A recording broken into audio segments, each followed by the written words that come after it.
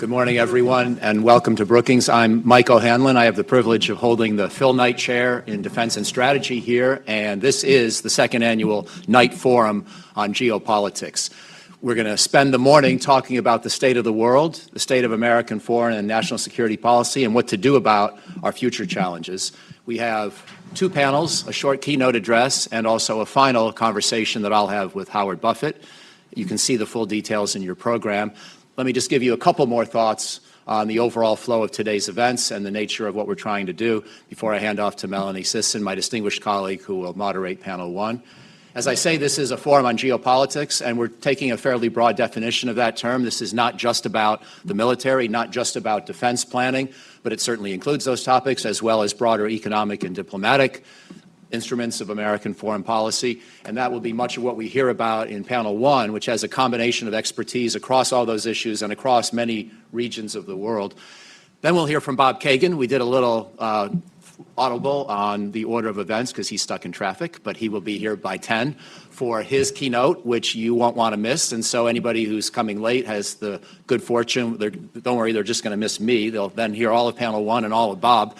And that will be excellent because Bob, as you know, is one of our great big thinkers in the country on U.S. national security and history. And so he's going to help us frame how to think about the integration of all these different instruments of foreign policy and all these different challenges we face.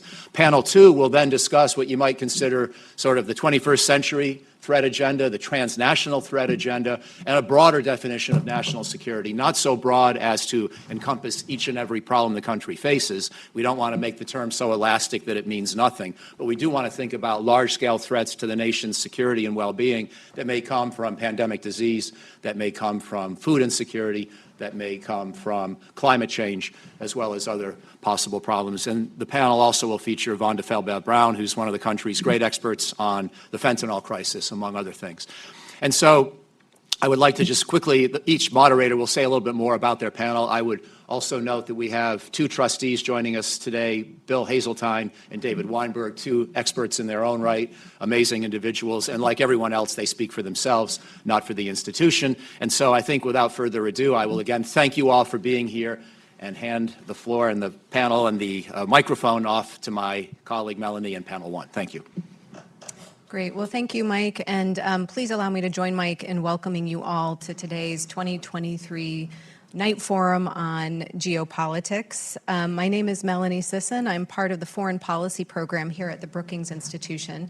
And it's my real pleasure and honor to also introduce Bruce Jones, Patty Kim, Suzanne Maloney, and Caitlin Talmadge. We only have 1 hour, and so I'm not going to go through their full list of honorifics, but suffice for now to say that that list is long and quite illustrious. So instead, we'll just turn to the two pieces of business that we need to attend to on this panel here today. The first is to consider the state of geopolitics, to take a look at who is doing what, where, why, and how. And then on that basis, to offer an assessment of U.S. national security strategy. So, Bruce, one of the propositions of geopolitics is that where a country exists on Earth is very important to the types of relationships that it has with other states that exist on Earth. The United States, of course, considers itself a state, a global power with global interests, and in fact, a global leader. How do you see geography affecting the Biden administration's decisions about where in the world to endeavor to exercise that global leadership in particular? Great, thank you very much. And yes, I am not Bob Kagan, but I will endeavor to say a few broad things about this topic. Look, I think one of the things that's most interesting about this moment in world politics is the fundamental difference between how we would think about this problem if we were thinking economically and if we're thinking strategically. We've spent essentially the last 50 years, and in particular since the end of the Cold War, effectively erasing geography as a factor in trade and economics. Right? The advent of very large-scale bulk shipping, laying down of hundreds of undersea cables for data and financial connectivity, it's essentially erased as a factor in trade. Okay, the unit cost of moving something from, Vietnam to New York by ship is less than the unit cost of driving it from lower New York to upper New York, okay? So we have essentially erased geography. We've erased geography as a factor in trade.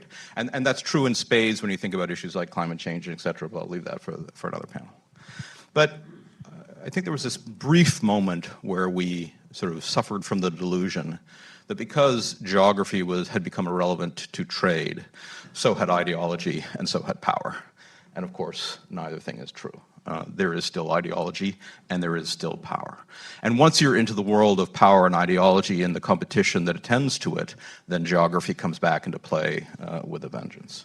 And we're, of course, in a moment now where the contest between major powers is a driving feature of world politics and a driving feature of national security. The second point that's sort of striking to me is how centrally maritime geography is going to matter to our decisions and to our strategies in the coming period. We've spent the last 30 years fighting land wars in the Middle East with special forces and air power and et cetera. And suddenly we're into a world where it looks very different. It seems to me that the central fact of world politics right now is that the world's two most important powers are separated by 8,000 miles of ocean. 6,500 if you factor in Hawaii, which we do. But still, a lot of water between us and China. The second most important fact is there's only 80 miles between China and the Taiwan Strait, and there's 7,000, whatever it is, between us and the Taiwan Strait, okay? But a lot of water between us and China. It is sometimes depicted as the oceans are this great barrier that keeps the United States safe. And to some extent that is true, but the oceans are also huge conduits of economics, of data, of finance. We're hugely reliant on the undersea infrastructure. We're hugely reliant on what moves by sea. And so it is not the case that those seas can be left unattended. They are going to be contested, and they're going to be contested in very acute terms. But it's not just the Pacific. I'm very struck, even as we're in the middle of a land war in Europe, if you look at the sort of serious erosion of Russia's land war capacity, what remains, leaving aside nuclear weapons, is its submarine fleet, which is the second most powerful in the world and beginning to flex its muscles in the Barents Sea and the Baltic Sea and et cetera. We're going to see a lot more of that in the coming period. We're going to have to devote more NATO resources to tracking Russian submarines once again. Suzanne will talk about the Middle East. The Persian Gulf looms pretty large in that region.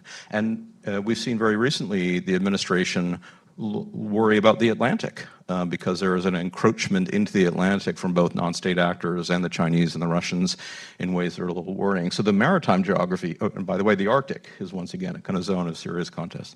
So versus thinking about America as sort of protected by the oceans, I think we have to understand that actually we have vast interests in the maritime geography and that that's going to drive a lot of what our national security has to deal with in the coming period, whether that's from China, Russia, Iran, or elsewhere. Patty, Bruce just walked through some significant features that are on the minds of U.S. strategists. Tell us a little bit about China's perspective and how China's thinking about geography and where it might be being especially energetic in pursuing its own geopolitical interests. Well, thanks very much, Melanie. It's a real privilege to be on this panel with my esteemed colleagues, and I want to thank Mike for inviting me to join the discussion today. I was looking back at my notes from last year's Night Forum that was held in this auditorium about a year ago. And it struck me that many of the trends that I outlined about China last year pretty much stand. And Beijing's growing alienation from the West, by which I mean the United States and its allies and partners in Europe and Asia, its deepening ties with Moscow, and its efforts to cultivate partners in the global South. These trend lines still very much stand, and in many ways they've deepened. First, with regards to the growing divide between Beijing and the West, since last September, there really hasn't been any breakthroughs in Beijing's respective relationships with these countries to fundamentally improve relations. And from the perspective of the United States and its European and Asian allies, China hasn't really changed its policies or its assertive behavior in key areas like the Taiwan Strait or in the South China Sea. It hasn't dialed back on its ties with Moscow, let alone used pressure on Putin to try to rein in on his invasion of Ukraine. And Chinese leaders haven't shown much enthusiasm for setting up guardrails for the US-China relationship or cooperating on transnational challenges. And so there really hasn't been room for improvement in relations. On the other hand, in Beijing, there's a strong perception that Washington's policies towards China, its hardening policies, whether it's its export restrictions, its alliance-building efforts, are ultimately responsible for the frictions in the bilateral relationship. And there's a firm belief that the onus should be on the US to change its policies. And there's also a belief that even if Beijing were to accommodate the United States' demands or to tone down its behavior, it wouldn't necessarily change views of China in the West. And so it's for these reasons that Beijing has turned its energies elsewhere to improving its relationship with partners outside of the United States and the West, and finding friends and building coalitions in the global south. Quite strikingly, President Xi Jinping has made only 2 foreign trips this year. The first was to Moscow in March to see Putin, and the second was to South Africa to attend the BRICS summit. And so I think this really highlights where China is focusing its efforts these days. It's clear that Xi sees Putin as his most important partner in eroding what he sees as a Western-dominated global order. And to advance their shared aims, we've seen Beijing and Moscow work together, both individually and jointly, to accuse the West of hypocrisy, to question the validity of Western values, to try to shift the geopolitical and geoeconomic gravity away from Western-led institutions to groupings like the SCO and the BRICS Plus. And it's in these very settings that Beijing has pitched itself as a leading voice of the Global South, as a new type of major power that understands the needs of the Global South, that is not hegemonic in its ambitions. And so this is very much where China has been focusing its energies. And I think, just one thing to note, while Beijing has been largely embraced in these forums and its goals have been welcomed, I think it's also important to note that many states in the developing world don't necessarily take China's claims to be not hegemonic in its ambitions at face value. They're not interested in aligning with Beijing at the expense of their relationships with the United States and other powers. And most states want to diversify their options. I think this is the trend that we're seeing.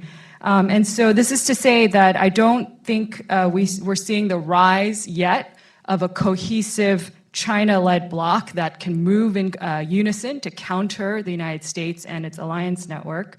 But Beijing has indeed tapped into grievances in the developing world, and it's very much determined to challenge the United States leadership by doing this. And so this is something that Washington needs to keep its eye on going forward.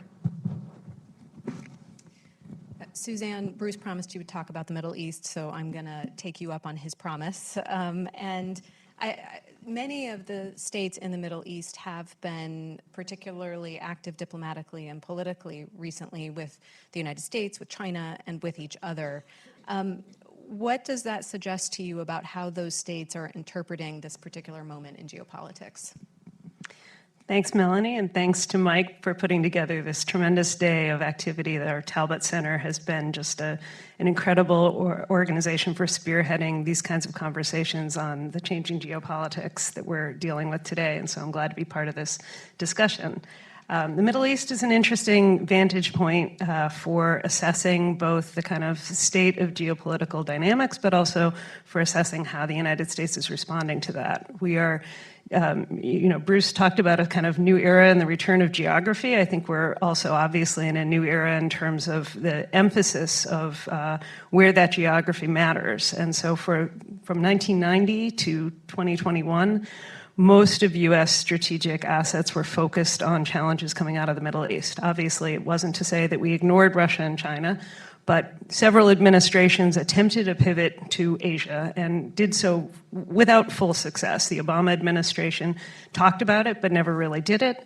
And the Trump administration, in fact, in its own strategic documents, actually recognized that the kind of multipolar world we were beginning to experience was needed to refocus U.S. energies and efforts, but wasn't able to fully extract itself from some of these longstanding conflicts and significant challenges in the Middle East.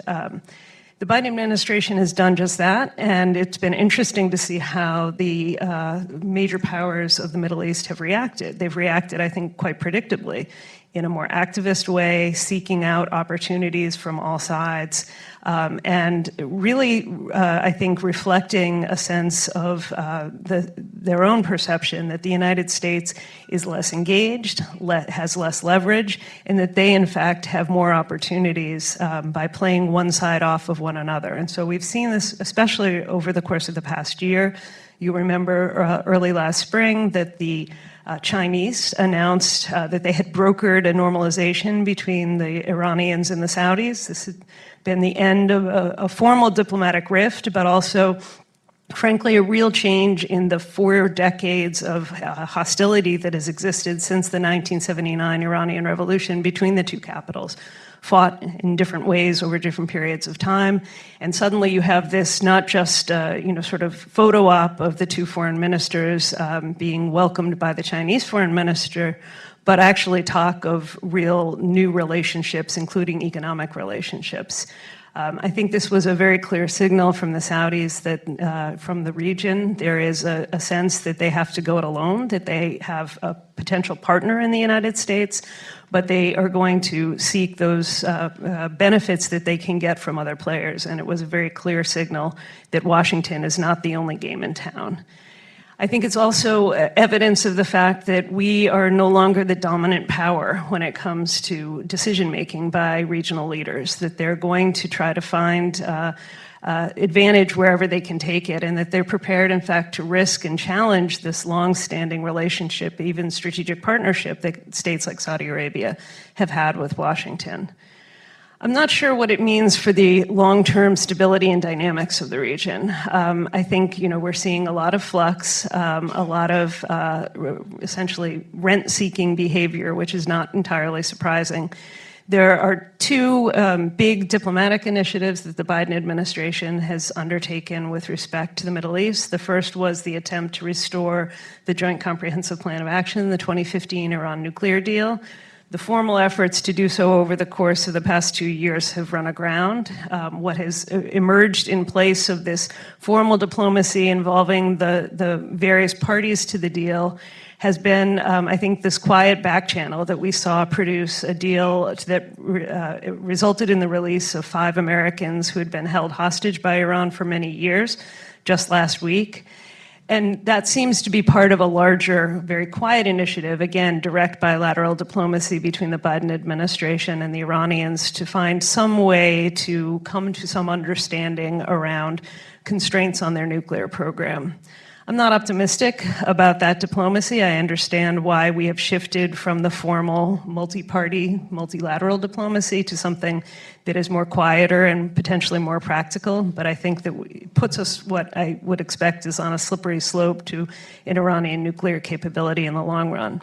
The other big diplomatic initiative that we've seen from the Biden administration, which in some respects is more innovative and I think carries with it more opportunities and more potential, is the normalization efforts between Saudi Arabia and Israel. This would be the kind of capstone to the Abraham Accords that the Trump administration undertook successfully, that the Biden administration has built upon, and it would be truly transformational in terms of what it might mean for the region. But it would also require truly inconceivable concessions from the United States, including some kind of defense assurance, whether it's a pact, whether it's some kind of an agreement between the United States and Saudi Arabia, as well as efforts to permit the Saudis to have uranium enrichment capabilities. I think 2 steps that are probably a bridge too far, even if this normalization deal would be quite exciting. So I'm going to close there, but look forward to more of the conversation. Thanks. There's a lot there, and I hope we can revisit a few of those elements because they are, as you say, some of them really potentially transformative and still very live with a lot of uncertainties around it. Another place, Caitlin, where there are uncertainties of a particularly unfortunate kind have to do with the ongoing war in Ukraine. And one of the most serious ongoing debates in the United States and about U.S. geopolitical strategy has to do with whether the United States is properly allocating resources across regions, and in particular, there are those who argue that U.S. fiscal and material support for Ukraine as it fights Russia degrades our ability to pursue our interests in the Indo-Pacific region. What is your assessment of how U.S. strategy is prioritizing interests across those two regions? Great. Thank you, Melanie, for that great question. And thank you to Mike for bringing us all here this morning. It's great to be here with all of you. I think your question really is one about strategic priorities, and strategy is about priorities. And yet, exactly as you pointed out, we have a foreign policy that is putting a lot of focus on Ukraine at the same time that we're facing some of the challenges that others have outlined from China. And in fact, we have a national defense strategy that says we really do have to do both of these things. We have to be able to walk and chew gum at the same time. We have to be able to provide for the defense of Ukraine while also dealing with the long-term deterrence problem of China. And I think, in many ways, the administration has proceeded very intelligently and very skillfully in balancing these two sets of strategic priorities. I think you see the United States working hard to provide for the defense of Ukraine while minimizing escalation risk in that war that could potentially blow back on NATO. And in a parallel set of moves, I think you see the United States doing a lot of things to strengthen deterrence toward China while avoiding being needlessly provocative, and in fact, actually working in some ways to try to strengthen mechanisms for de-escalation in the event that a crisis could arise. And we haven't had a great deal of success there, but I think there's a commonality in trying to be strong in the U.S. pursuing its priorities, but also being smart and not being needlessly provocative in either region. And, I think part of the reason we've seen the United States doing things in both of these regions at the same time is that there's a theory that what happens in these two regions is actually somewhat connected. And there's many ways that this connection, can exist and develop. One of them is that the war in Ukraine, as we're all seeing, is affecting Russia's long-term ability to generate military power. And Russia is China's, most important military ally. So, there's a connection there. The war in Ukraine also affects the strength of NATO, which is a very important actor for counterbalancing China in some other ways. And I think most obviously and most simply, U.S. support to Ukraine actually sends a very important message to the world, to anyone who's watching, about U.S. willingness to oppose unprovoked aggression. Particularly aggression by an authoritarian regime against a democratic neighbor. And I think that's a message that resonates in the Asia-Pacific as well. And so, there are connections here that mean, as I said, we do have to walk and chew gum at the same time. I think the United States has also learned a number of things over the past 18, 19 months from this Russia-Ukraine conflict that are relevant to U.S. thinking about deterring, for instance, Chinese aggression against Taiwan. Not all the things we've learned watching this war unfold have been good news. Like we've learned that nuclear-armed great powers actually are willing to engage in big conventional wars in which they sometimes brush shoulders with other nuclear-armed great powers. And so, if we thought that a world with nuclear-armed great powers meant that we didn't have big conventional wars, I think we've been disabused of that notion. I think the United States has learned that its defense industrial base maybe needs some reinvigoration, and not all of that reinvigoration is about big, expensive platforms. A lot of it's about the boring stuff like munitions. It turns out if you don't have the munitions, it's really hard to sustain a conflict. I think that's something the United States is working on. I think the United States has also learned, if it didn't already know, that it's really important to build coalitions and to strengthen alliance relationships before a war, because wars can move very fast, which again is a lesson that I think that's relevant to the Asia-Pacific. I mean, part of what we've seen in Ukraine is that although NATO has strengthened during that conflict, it was beginning from a very strong base. And of course, there is no NATO in Asia. And I think we've observed the United States working to expand partnerships in the region, to strengthen alliances between the United States and key allies, but also among the allies themselves. And we're seeing positive developments there with respect to Korea and Japan and Australia, these longstanding allies, but also the Philippines, India, Papua New Guinea, other actors that would be relevant to deterrence of China. And I think at least some of that invigoration actually comes from what we've learned in Europe. The other takeaway, I think, is that we've also learned how important it is to build partner capacity, and how critical that is to deterrence and to the way that wars actually unfold.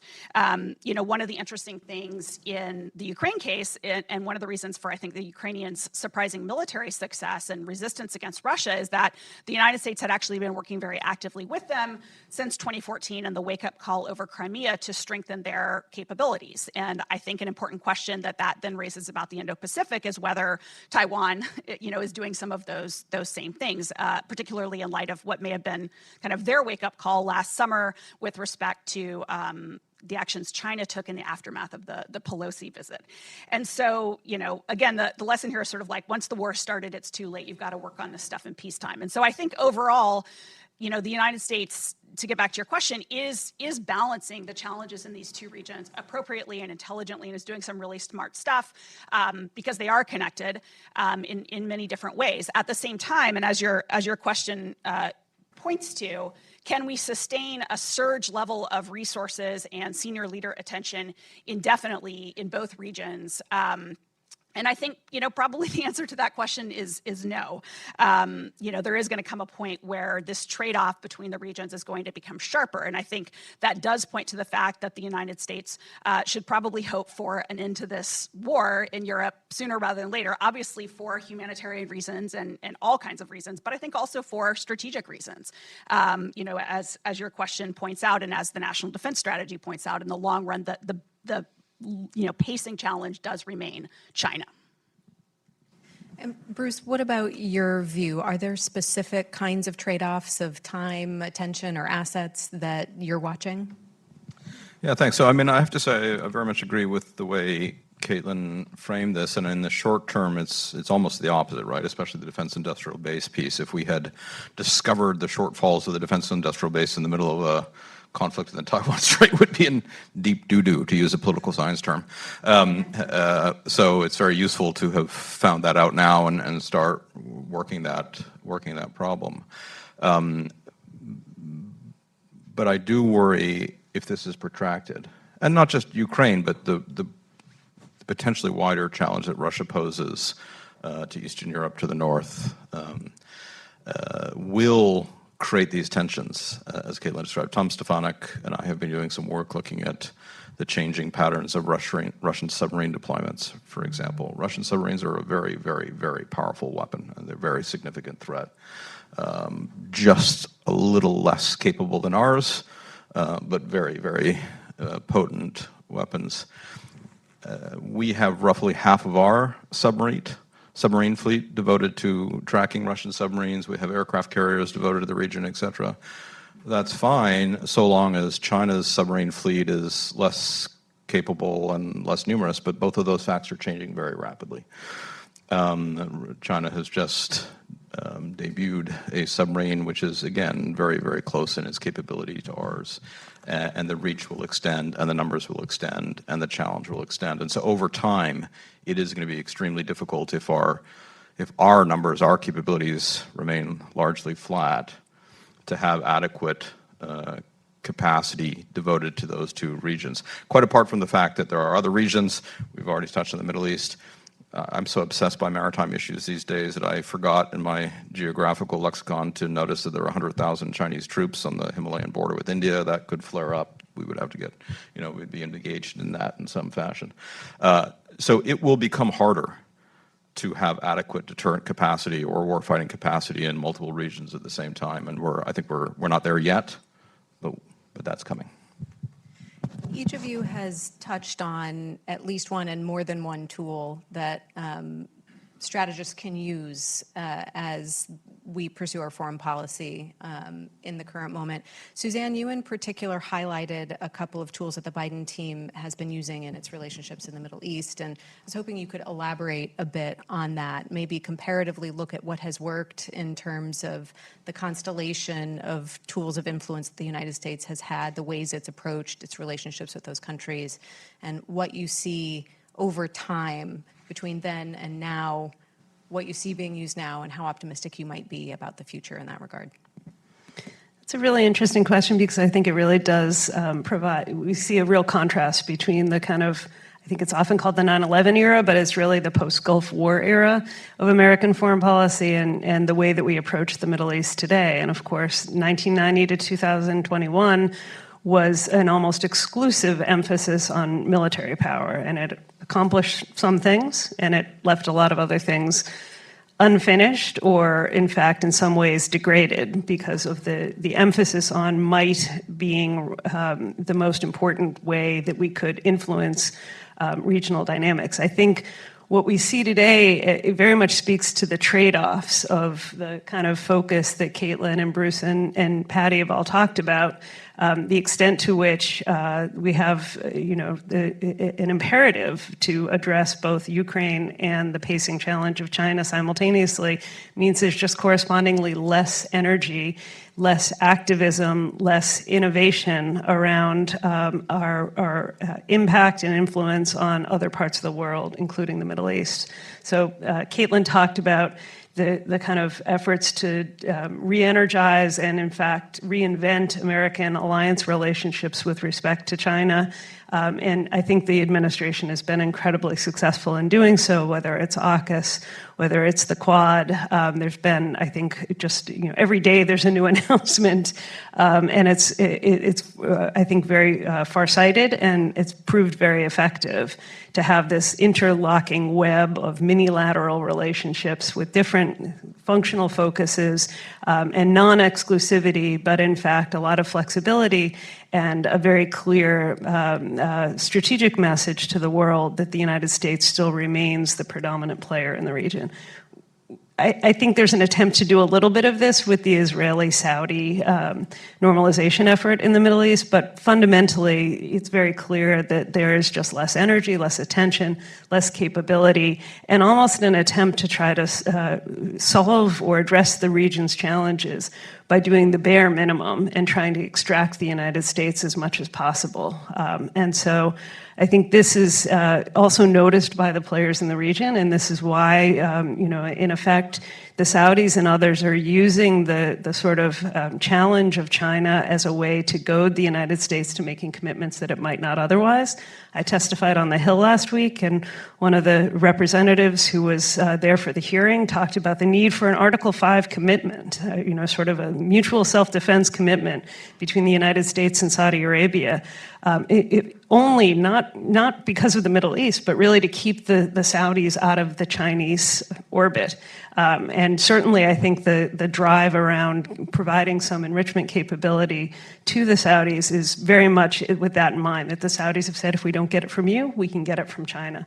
That ability of major regional powers to sort of play one of the great powers off one another, I think, is underrated as a strategic challenge for the United States, and it's something that I think the administration hasn't yet found an effective way to cope with. And Caitlin, speaking of coping with challenges and U.S. military capabilities and how it's been used in the past and how we're using it today, tell us a little bit about the National Defense Strategy in particular. And do you see indicators that it's being executed effectively? Thanks for another great question.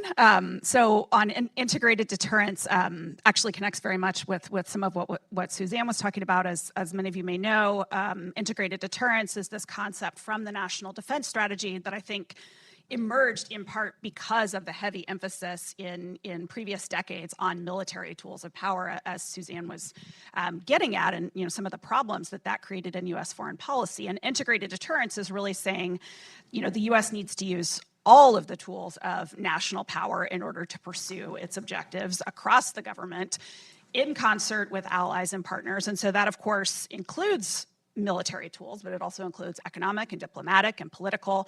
And the objective is by linking and integrating these tools across all these different dimensions to raise the costs that a potential aggressor would face if it in fact engaged in aggression. And again, some of those costs, if an actor engaged in territorial aggression, for instance, and again, this is something we worry about in the Taiwan Strait that Bruce already mentioned, some of those costs that an aggressor would pay would, of course, be military.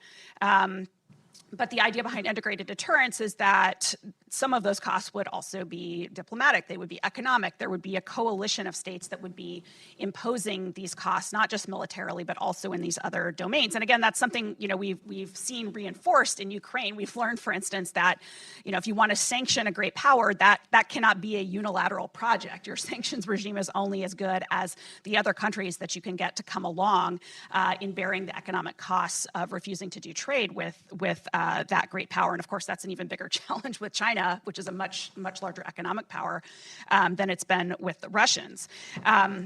And so to get to your question about, how are we doing on this integrated deterrence project? I think, in the Indo-Pacific, to go back to that region, we're doing a lot better on the military front than we are on the economic side. Perhaps going back to that pattern that Suzanne identified about the past, despite our efforts to break away from it. So, the U.S. is working very hard, and again, I think very successfully in many ways to broaden the military coalition that would oppose China were it to engage in unprovoked aggression against Taiwan, which is good. That's what we want. We want Xi Jinping to wake up every day and say, today is not the day to start a war against this island. Now, exactly what the military opposition would look like, I think depends a lot on exactly what China does, what Taiwan's role is perceived to be, what actually is the scenario involved. That would have a big influence on which countries might take on or not take on certain military roles in a campaign to defend Taiwan. And I think the U.S. has also pushed for Taiwan to do a lot of things to be better at defending Taiwan. And all of that, I think, should create doubt, at least in China's mind, about whether a campaign of aggression would be successful, whether it would pay, in a sense.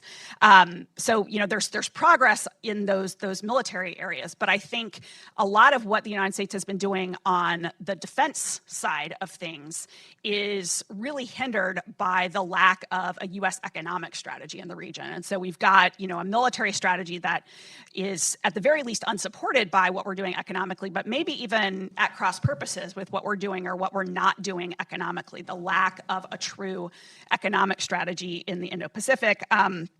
We sometimes forget that for many important countries in the region, China is their biggest trading partner. And by the way, it also is much closer to them. As Bruce pointed out, geography matters. It's a lot closer militarily, but it's also, a lot more important economically to them. And so, I would hate for them to decide in wartime that they're better off either sitting on the sidelines or, even worse, casting their lot with China because the economic consequences, not to mention the military ones, of, siding with the U.S. coalition are too great for them to bear. And so, ideally what we'd want to see if we're really doing integrated deterrence is an economic strategy that complements our military strategy and actually gives countries in the region economic reasons to want to balance against China if it engages in aggression rather than bandwagon with it. And, I think integrated deterrence is a good concept. It's the right concept. It's a useful one. But implementing it has a ways to go on the economic front where for domestic political reasons, which we haven't even gotten into on this panel, the U.S. has really been stymied. I think the administration has really been stymied in pushing forward the economic agenda that could help really bring that concept to fruition. Patty, clearly China is a feature in every region of U.S. geopolitical interest at the moment, and China is not going anywhere. The challenge it presents is not going anywhere. What risks do you see on the horizon as the United States continues to engage in this way geopolitically in response to that China challenge? Well, I think, first of all, it's very clear that the very successes that we've talked about on this panel that the Biden administration has had in strengthening its alliances and partnerships with countries, in pushing forth export restrictions, or building up mechanisms like AUKUS and the Quad, or strengthening trilateral ties with Japan and South Korea, all of these developments China has pointed to as encirclement by the United States, as efforts by the U.S. to rally partners to keep China down in order to preserve U.S. dominance. And Beijing has actively promoted this narrative both at home and abroad. And in conjunction with this narrative, Beijing has also said that this is not the time for China to sit back and just take the blows, but that China really needs to step up, that the party and its people needs to step up to fight back or to struggle back and to actively defend China's national security and its core interests, and to navigate these geopolitical headwinds that Beijing is facing. And again, I think this is what has driven China to look for partners and markets and opportunities elsewhere beyond the United States and its close circle of friends. And so I think this is very much an example of Beijing both taking the initiative and also reacting to the United States. And I would note that, when it comes to China's foreign policy, Beijing's perceptions of the U.S., the thrust of U.S. policies, the prospects that it has for the bilateral relationship has always played a large role in shaping the contours of its external relations and its foreign policy throughout history. Of course, another risk factor or important factor that we need to look at in China is domestic politics. China's growth rates have slowed dramatically. It's facing economic headwinds. China will not grow anywhere near the 8+ percentage points that it's been growing for the last 40 years. Its property sector is struggling. Foreign investment is declining. Youth unemployment is at its highest rate in decades. And beyond the economy, there's been a lot of dramatic changes as well. We've seen some personnel shifts, striking ones in a very condensed period, with the abrupt replacement of 2 top generals in the PLA rocket force this summer. We've seen the dismissal of Foreign Minister Qin Gang, who was supposed to be sort of the operator in working through the stabilization of U.S.-China relations for what the party has called lifestyle issues. And it looks like now the defense minister as well is under investigation and will probably be dismissed for corruption charges. And so this is not a picture of domestic stability or a picture where Xi is, things are going well for Xi and his rule. And so this raises the question whether this is likely to push China in a more destabilizing direction. Is China likely to engage in diversionary conflict or war to detract from its domestic troubles? If you haven't seen already, Professor Taylor Fravel of MIT published a really great piece in Foreign Affairs, I think a week ago or 2 weeks ago, where he looks at the history of China and in these moments of domestic struggle, and he looks at the question, will China engage in diversionary conflict? And he finds actually that it's during these times that China has actually tried to stabilize its relationship outside of its borders, and so that's sort of good news. But the bad news is China has also reacted extra sensitively to what it has perceived as assaults on its interests or sort of exploitation of these moments of weakness by outside actors. And so I think we do need to, that's sort of the world that we're in. I do agree with Taylor that Xi Jinping is probably, that going to war over Taiwan right now is quite risky for Xi. There's no guarantee that he would succeed. So this could actually put him in a worse situation. But at the same time, I don't think Xi wants to look weak against any sort of perceived slights or attacks on China's core interests, and he's likely to respond if he's pushed into a corner. So we are entering into this very sort of I guess, interesting and tense situation where the China challenge will need to be managed very carefully. And I think working on stabilizing the US-China relationship will be more important than ever in this period as well. Bruce, did you have a thought? I just wanted to comment on a couple of things that have been said, if I could. Two different thoughts or comments. On the PLA purges, it does seem to me that there's another part of the story potentially, right? Which, people have asked from the beginning of Ukraine, what lessons would the Chinese take from both sides' performance? And it seems to be one very important lesson you take is root out corruption in your command structure. Because if you don't, it doesn't matter how fancy your assets are if you don't have an actual command structure. And so it seems to me that part of what we are watching is Xi applying that lesson to the PLA and rooting out key places of corruption. So that isn't necessarily a story of domestic instability. That can also be a story of consolidation of authority, which then has different implications. Integrated deterrence, I'm not going to comment on that per se, but it just sparks a thought that we haven't really discussed so far, which is about economic interdependence between ourselves and the Chinese. And of course, it has become a kind of mantra to talk about, well, we used to talk about deglobalization or reglobalization, now we talk about de-risking, whatever the hell that means, et cetera. Basically, it means having less China in our supply chain, right? Except when you look at the economics of this, we haven't moved that one iota. Right? People were very happy last year that Mexico had more imports into the United States than China for the first time for a long time. But when you open up that books, that is 100% inward investment into Mexico to use it as a bridge into the United States from countries who are 100% dependent on China in their supply chain. So we've added a stop on the global supply route, but we haven't remotely diminished our dependence on China in the global supply chain. And even when you look at technology, which is a place where the administration has been most focused on this, we're sort of beginning to lay the foundation of some moves towards domestic manufacture, et cetera. But when you look at the kind of the core of it, the software piece of this, our most important technology firms still do huge parts of their research and development in China. And we haven't begun to move the needle on that. So I worry that we're in this very tense and developing pace of strategic contestation with the Chinese. And by the way, for all the fact that we are, asking about guardrails and diplomacy, we're also opening new bases in the Philippines and doing other things that, you might interpret rather differently if you were Xi Jinping. And at the same time, despite the rhetoric, we haven't remotely diminished our economic dependence on the Chinese. And so those two worlds are in complete contradiction.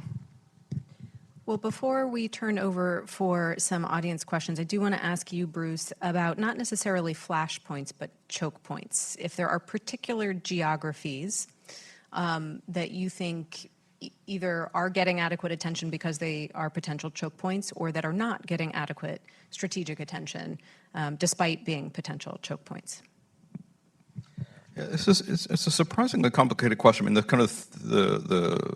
obvious ones are the Persian Gulf, the Suez Canal, and then the Singapore Straits. 90% of world trade in one form or another moves through one of those choke points at one point of time or another.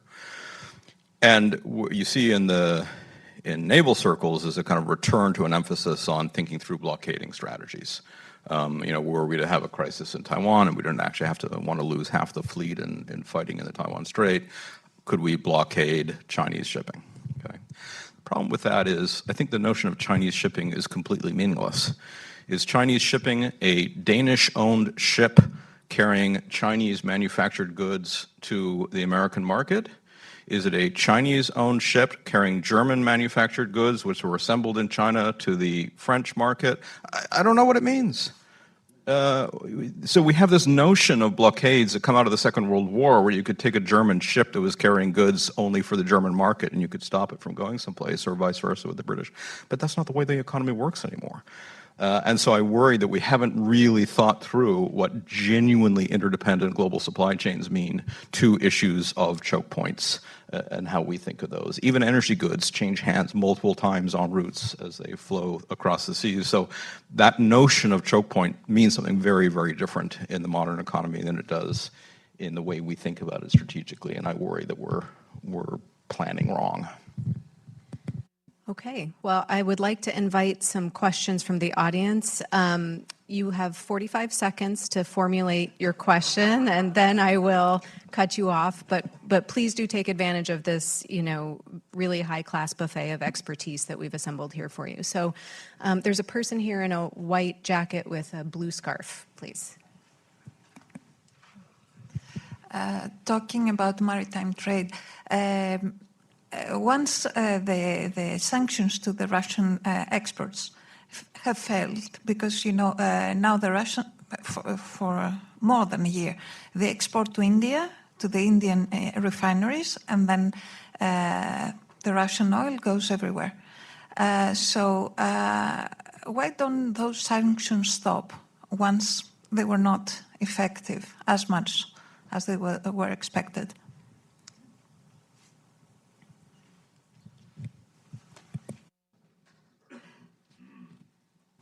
I'll give a quick answer, but it's more generic rather than specific to this case. I think that sanctions are awfully easy to impose. They typically take time to work effectively, and they never work fully conclusively. They're never going to completely eradicate a certain type of foreign policy behavior. They're really intended to impose some costs on the target of the sanctions. And so I think in this case, the oil sanctions on Russia, or the oil price cap, what it has done is deprived the Russians of some revenue. It's forced some efforts at some cost to Vladimir Putin to recalibrate where and how he exports his oil. I think that there were always modest expectations on how this would actually impact both the Russian economy and the Russian war effort. And fundamentally, he has a very important supply of a strategic commodity, and we're never going to be able to cut off those exports fully to the world without a catastrophic impact on the global economy, which obviously doesn't serve the purpose of trying to deter Vladimir Putin. Let's see, we have a person here also in the middle, gray jacket, I think a bluish collared shirt.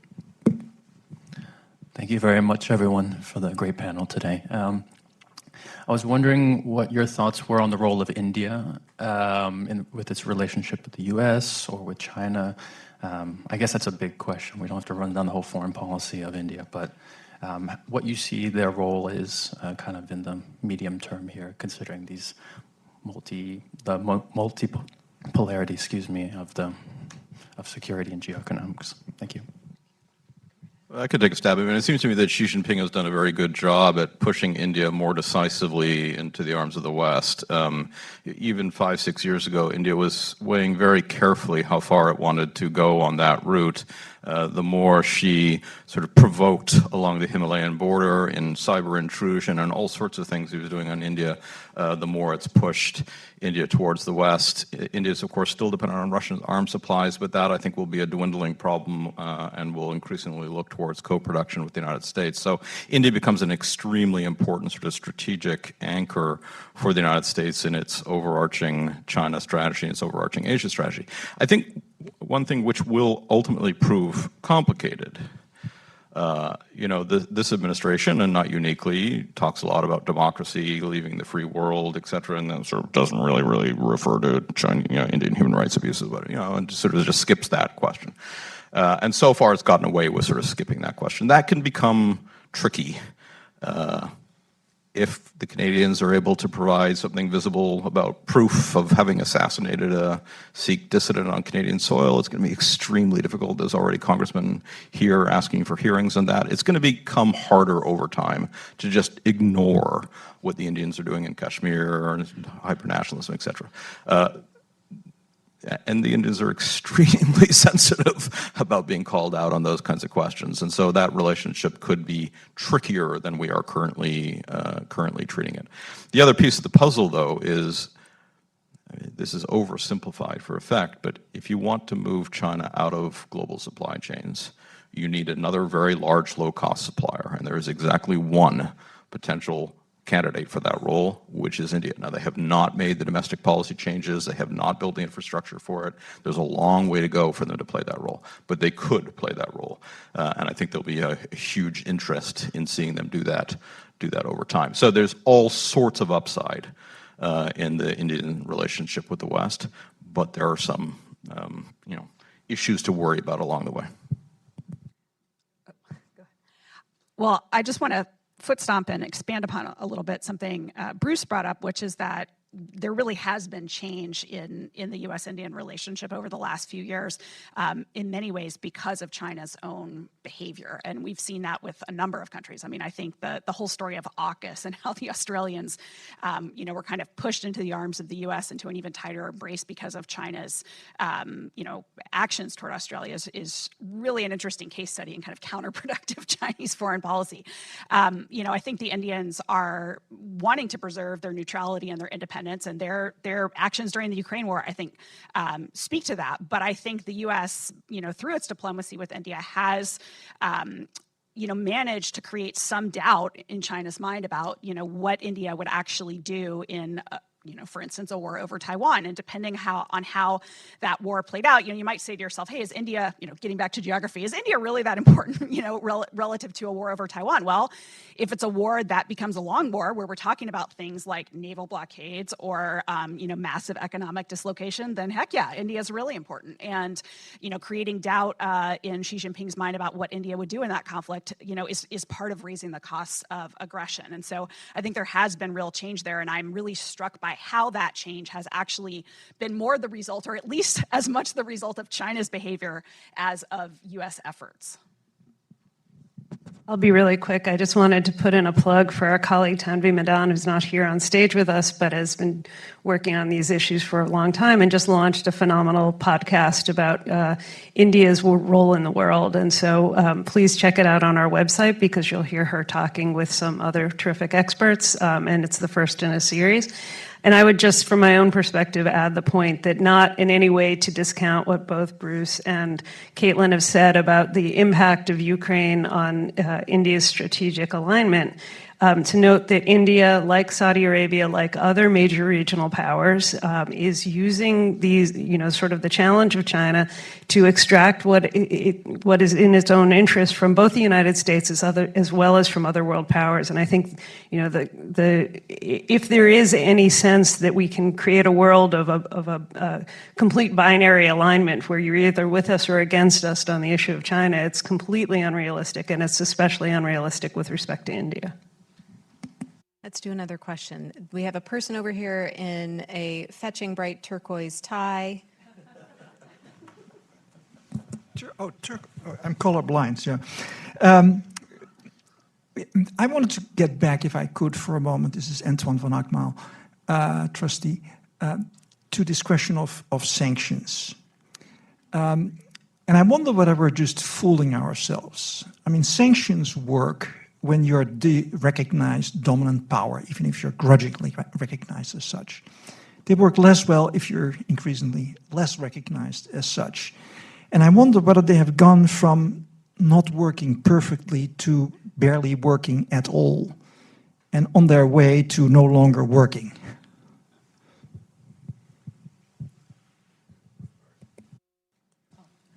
Go ahead. I know there's probably a lot of interesting comments on this among the panelists. Just to briefly note, I think for China, sanctions have worked in a way. It has deterred China from providing lethal assistance to Russia. The Chinese companies, China doesn't want to be ensnared in secondary sanctions. So in that sense, they have worked in some ways. But China, again, and Russia are working together to erode the effectiveness of Western sanctions. And you're seeing a push by both Beijing and Moscow to trade in national currencies, to trade in rubles and RMB.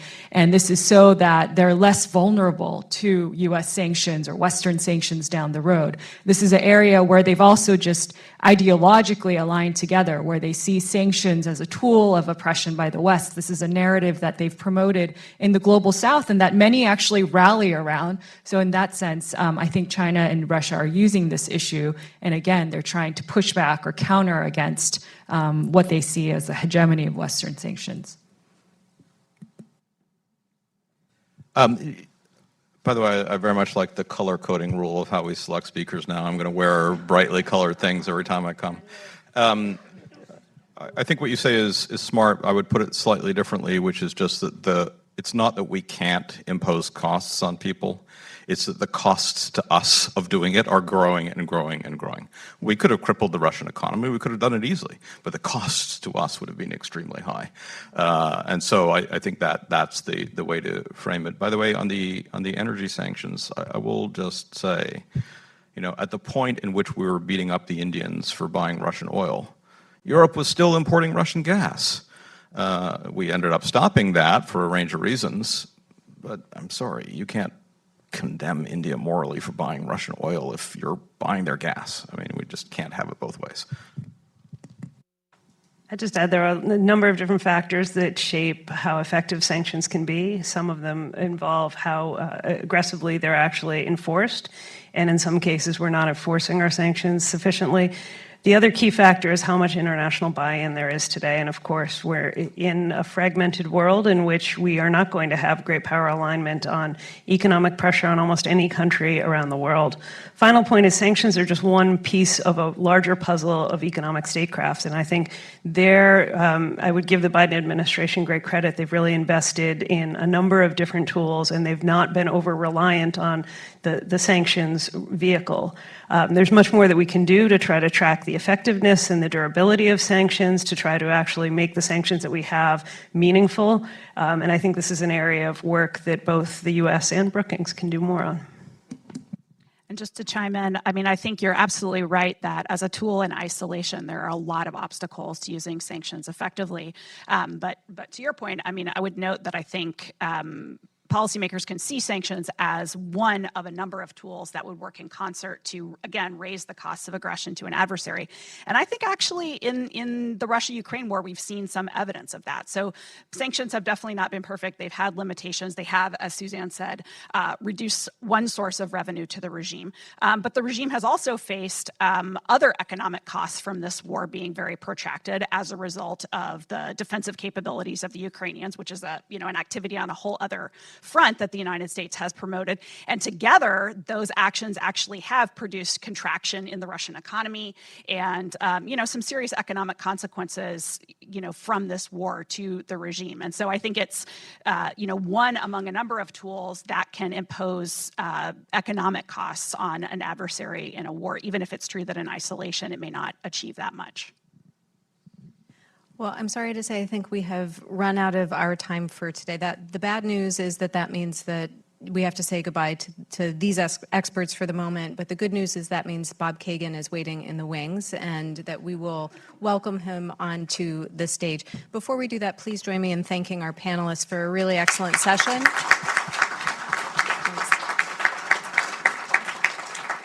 Well earned. And if you would please stay in your seats while we change over to give Bob a moment to come on up, that would be much appreciated. Thank you all for coming.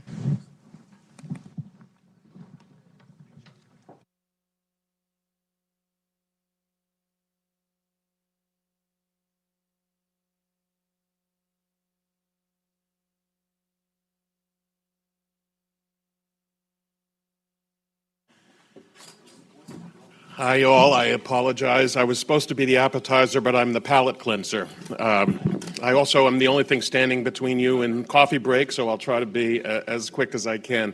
And it's hard to follow that fantastic panel. That was just a really high-level conversation, and I'll see what I can add to it. I have to say, as someone whose head is stuck in history, especially the history of the 20th century these days, it all seems extremely familiar, this situation that we're in right now. We have a nation in Europe seeking regional hegemony. We have a nation in Asia seeking regional hegemony. And by the way, this is what great powers do and have always done throughout history. And I just wonder sometimes, how many times can we be shocked when nations do what they've been doing from time immemorial? Every time there's an act of aggression these days, we act like it's a bizarre and strange occurrence. And also, I think we wait for it to be over soon. I think there's a lot of hope that, once we get past Ukraine, things will get back to normal. Once if we manage to make it through the next couple of years with China, maybe things will settle down. And of course, that is a possibility. One thing the United States has accomplished since since World War II is to calm things down in the international system. So what I want to talk to you about in the brief time that I have is, first of all, to compare our current situation with the very similar situations that we've had at least since the First World War, and then to see whether are we in better shape or are we in worse shape? And I want to say overall, clearly we are in better shape. If you think about what the world looked like in the first half of the 20th century, again, it's the same basic structure of the international system. You have great powers seeking regional hegemony in the two major regions of the world, at least from an industrial economic point of view, and you have the United States in the middle trying to decide how it's going to manage this. Now, in the first half of the 20th century, as you know, the United States did this late, reluctantly, and without any real alliance structure in place, without any global structure in place. The United States did not have overseas bases. It did not have security alliances with other countries until the United States got into the actual wars.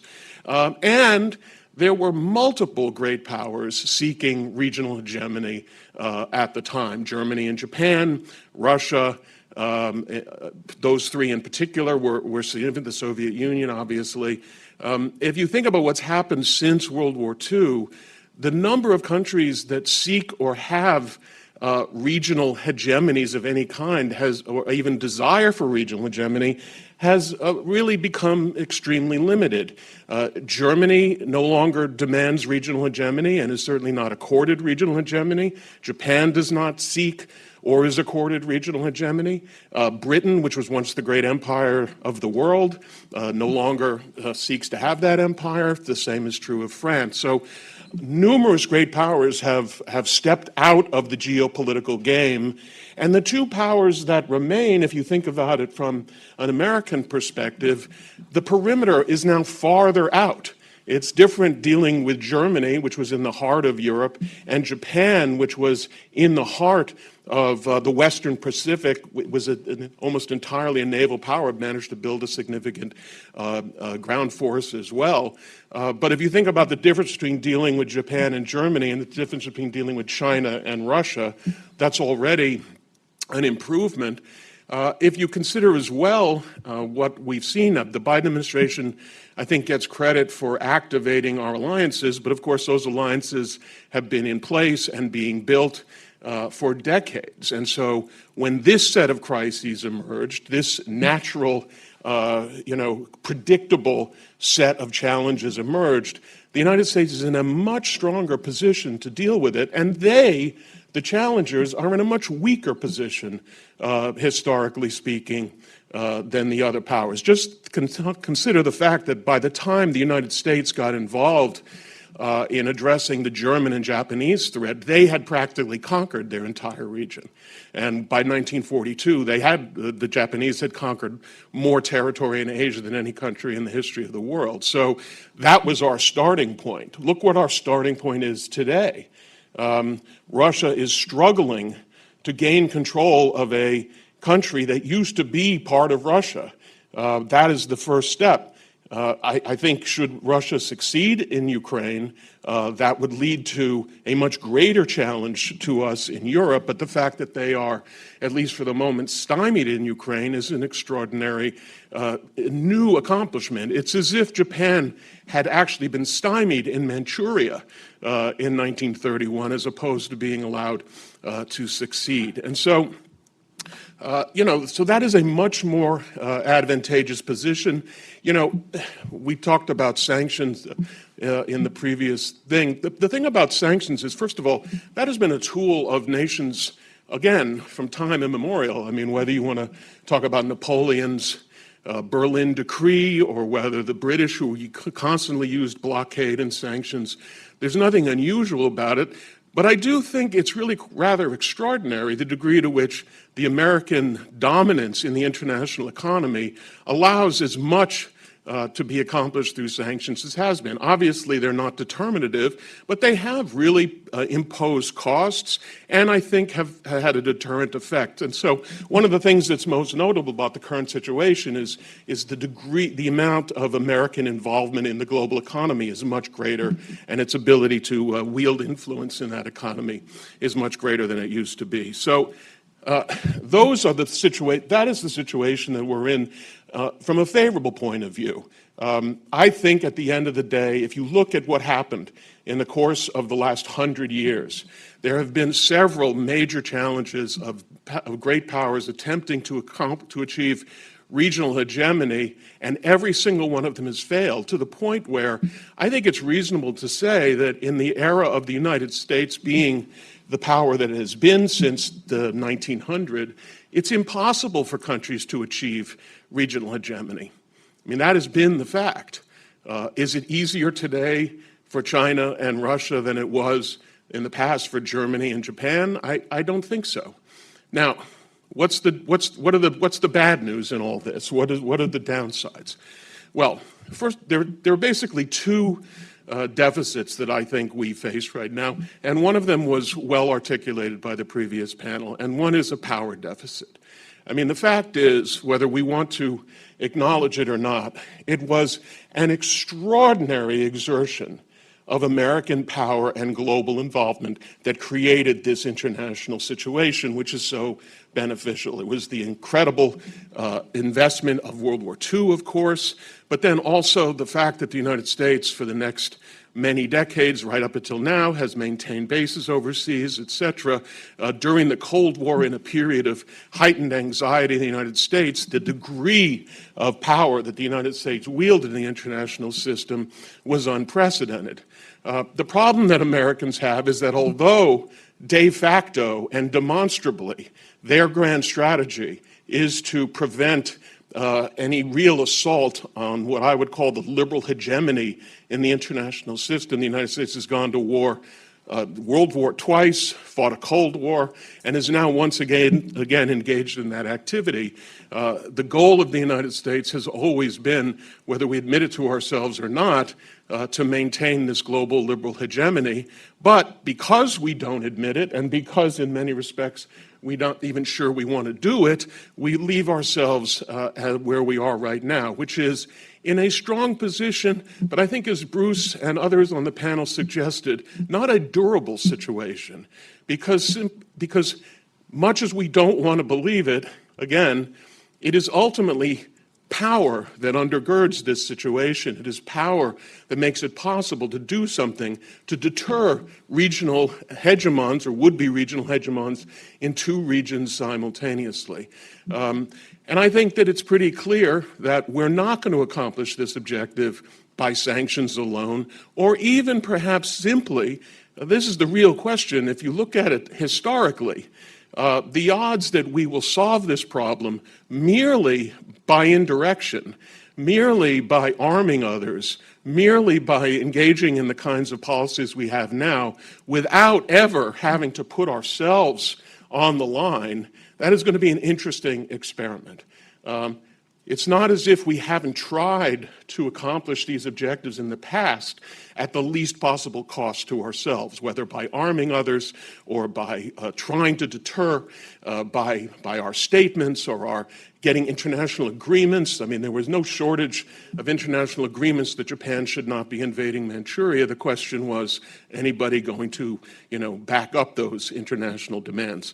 And I think there's a real question on the part of whether the United States, whether the American people are at this point, despite their obvious desire to check both China and Russia, whether they're willing to pay the price in terms of money and potentially in more than money in order to accomplish that objective as they have in the past. And I think there are real questions about it. And that leads me to the final point, which is the domestic politics of it all. In the United States, I think it's fair to say There is no such thing as a pure foreign policy decision. All foreign policies are influenced by domestic politics and by domestic struggles. And clearly, one of the things that's difficult as a historian of the United States is to say, what is it that the United States does? Well, in a way, there is no United States. It's a democratic country with different factions arguing from very different points of view. So before World War before World War II, we talk about the distinction between isolationists and internationalists, but that was also a distinction between conservatives and liberals in the United States. It was people who were opposed to FDR and therefore, and claiming that he was a communist and therefore being more worried about communism overseas than about fascism. And then there were the liberals who had the other perspective, which is that they were more worried about fascism than communism. And this debate had a lot to do with both the delay and the eventual entry of the United States into the war. And we are having a similar debate about that today. I personally cannot take seriously the strategic arguments being offered by conservative Republicans about why we should be basically almost going to war with China, but we shouldn't be doing anything to stop Russia. I know that there are attempts to make that argument sound like it's a practical discussion, but it is profoundly an ideological discussion. Republican conservatives have turned the Ukraine war into the liberals' war, and what they would like to focus on is China, largely, I would argue, for the domestic purposes of focusing on China, which is to play the old Republican game of saying you're soft on China, you're soft on communism, etc. And so I believe there's a lot of that exploitation going on, which, when you put it together with the unwillingness of the American people, I think, to pay the price for sustaining the liberal hegemony, even though they wish to sustain the liberal hegemony, is leading us into a very dangerous place. And I think, again, some of the people on the panel discussed this, which is, if we're not really willing to put in the financial and material investment, we compensate for that by yelling at them a lot, and also by engaging in a squeezing of them economically, which I think we have to think carefully about whether that's the right thing exactly to be doing right now.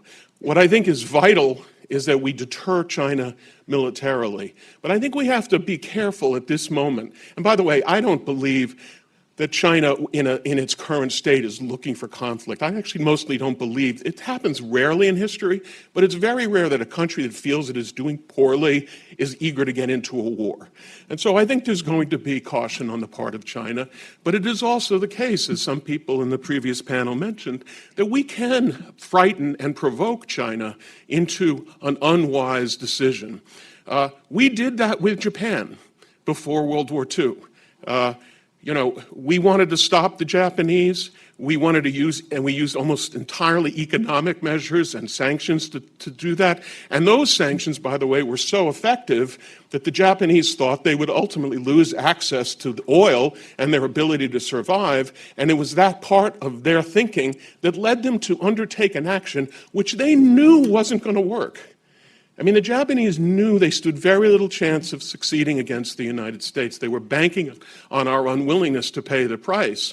But the attack on Pearl Harbor, as I think you all know, was very much provoked by actions that the United States took. Actions which it took, by the way, for perfectly good reasons. It was perfectly reasonable to want to stop Japanese invasion of China and of Asia, but the method that we did it, which was on the one hand not being quite strong enough militarily to deter them, but on the other hand squeezing them till the pips squeak so that they felt they had no choice.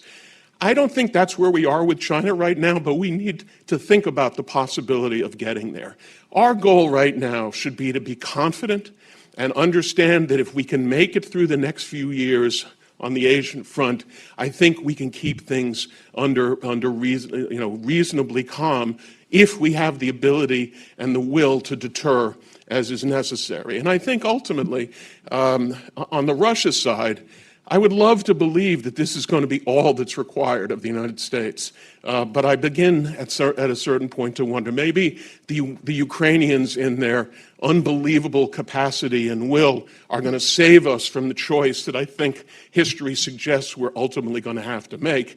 Maybe the Ukrainians will save us, but I do think that we are at the beginning of the Ukraine crisis, not at the end.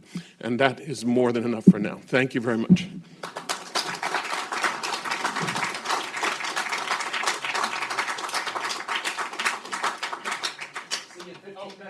I'm supposed to say... That's awesome.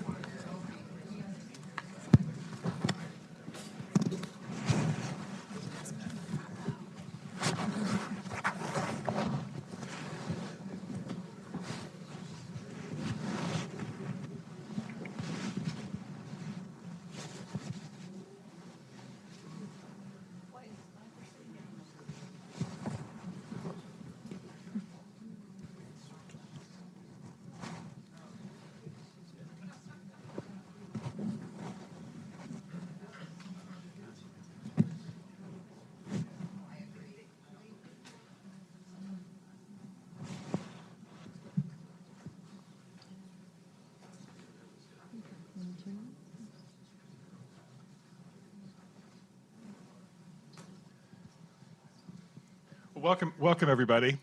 The panel now will be looking at sort of non-traditional security threats, as opposed to the more traditional security threats that were covered in the first session. I was in New York last week for. I should introduce myself. I'm Jeff Feltman. I'm the John C. Whitehead Visiting Fellow in International Diplomacy and Foreign Policy here at the Brookings Institution.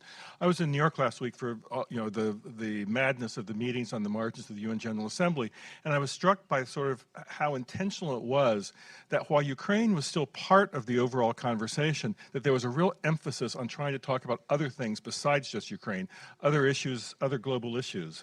And in a way, this panel is kind of a parallel to that. That the security issues that we talked about in the first panel that Melanie moderated are key, but they aren't the only ones that affect national security. And I'm delighted to be able to moderate a panel with such great experts. And Mike, thank you for pulling this together for us. And Melanie in the first panel dispensed with introductions altogether. I can't resist, it's such a good panel, saying a sentence about each one. I'm not going to go into all their backgrounds, but I'm going to say just a sentence. Right to my right is Dr. Daniel Resnick, who's a renowned scholar, a leading scholar on the political economy of development with a specialization in sub-Saharan Africa, working on issues like food security. Next to her is Samantha Gross, who brings government and private sector experience into her research, which really looks at the intersection of energy, environment, and policy. Dr. Van der Felber-Brown is a fearless researcher into all the bad actors that are working on the non-traditional security issues that we're talking about now. Not only does she research the bad actors, she goes where they are, whether it's the Shabab-controlled area of Somalia or Mexican cartel-controlled parts of Mexico. And then on the screen, joining us virtually is Dr. William Hasseltine, who's a scientist, educator, philanthropist, author, businessman who has spent a career at the forefront of medical research and application with the goal of trying to improve healthcare outcomes globally. So I thank the panelists for joining us here today and look forward to the discussion. But Samantha, I'm going to start with you because there was a lot of discussion about sanctions in the first panel, the effectiveness of sanctions that Antoine brought out and all of that. And there was a lot of discussions about Ukraine for obvious reasons. And we had this really interesting phenomenon where you have written about the fact that the oil price caps, the sanctions, et cetera, were intended to keep Russian oil on the market, but to lower the profits to the Russian war machine. And I'm just wondering, how are we doing? Better than I would have expected.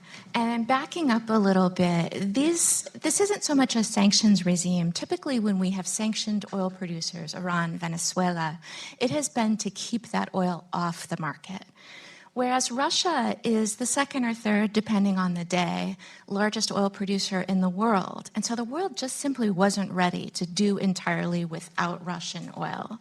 Completely sanctioning Russian oil and trying to keep it off the market would have been way too hard on the global economy, would have raised oil prices too much. And as many in this room know, when energy prices go up substantially, the poor and developing countries always hurt the most. And so this was a policy that wasn't really tenable in this case. But oil and gas revenues are the largest source of revenue for the Russian government, and so you don't want to just let it go unchecked either. And so the US, with backing from our friends in Europe and others, really decided to do something quite novel. And that is, we want Russian oil to stay on the market, but we want to reduce the revenues that Russia gets for it, so that we're reducing the revenues that they can spend on their war machine. I will admit that I was a bit skeptical about this. I thought it was very complicated to control where Russian oil is going, and to figure out how to make sure that that oil is sold below the cap. But honestly, it's worked pretty well. The prices that Russia is getting for its oil have come down substantially. And I heard in the previous panel a question, well, isn't it problematic that India is buying Russian oil? And my answer to that is really no. Because what the cap has done is put India in a much better bargaining position for that oil. They're not participating in the price cap, but given that other countries are, they can drive a much harder bargain to buy Russian oil. So that oil is getting out, but it's getting out at a lower price, and it's starving Russia of revenues. And that is exactly what it was intended to do. Interesting. Another topic that came up a lot in the session that Melanie moderated earlier today was China. China in terms of sort of more traditional security threats and the competition with China. But this is a session about non-traditional security threats. And Vanda, given all your work with bad actors around the world, are there non-traditional security threats from China that we should be thinking about in addition to all the more traditional ones that were discussed in the first panel? Well, absolutely. The fact that China is present around the world and its presence is growing also means that the presence of Chinese criminal groups is growing robustly in every dimension of organized crime. But what is characteristic of China, of course, is that organized crime is managed by the state. It doesn't mean that the Chinese government controls every dimension of criminality. There is a lot of criminality against the Chinese government, against the Chinese Communist Party. But there are also very many connections. And China often uses organized crime groups, particularly large ones, such as the 14K triad, for a whole variety of purposes, whether this is to sanction and monitor diaspora. We have heard a lot about Chinese extra-legal police stations in the United States and in Europe. Way before those popped up, China has been using criminal groups as a mechanism to monitor, sanction, punish Chinese diaspora. China uses organized crime groups to facilitate corruption around the world. And of course, China is the source of precursor chemicals for fentanyl, which is causing the most lethal drug epidemic ever in history. Now, I do not want to say that China authorizes the sale of these precursors chemicals to go to Mexican cartels where they are produced into fentanyl. That is not the case. But the level of attention, the level of enforcement that China applies to its laws, the level of its dedication to shut down these illicit networks is highly conditional on its geostrategic relationships. So China essentially extends law enforcement cooperations to countries whom it seeks to court, with whom it has benign, benevolent bilateral relationships, and it denies law enforcement cooperation, including against Chinese criminal groups and networks, to countries with whom it has tough relations. And obviously, we find ourselves at the time of high tensions with China, the greatest tensions in many decades. And that has resulted in China essentially pulling out, almost altogether stopping any kind of law enforcement cooperation with the United States for well over a year. Now, in the last few weeks, we have seen a bit of a breakthrough. There is increasing interest, or at least increasing response, some overtures from China to perhaps restart some counter-narcotics cooperation, but we are still in an early stage of return to really any meaningful cooperation. Thanks, Vanda. Still thinking about China, I'm going to turn to Dr. Hasseltine for a second. Dr. Hasseltine, if we had been talking in 2019, you might have listed pandemic as a non-traditional national security threat, but I'm not sure I would have in 2019. COVID has certainly changed the perception of those of us who are not scientists, who are not medical experts, on how we think about pandemics.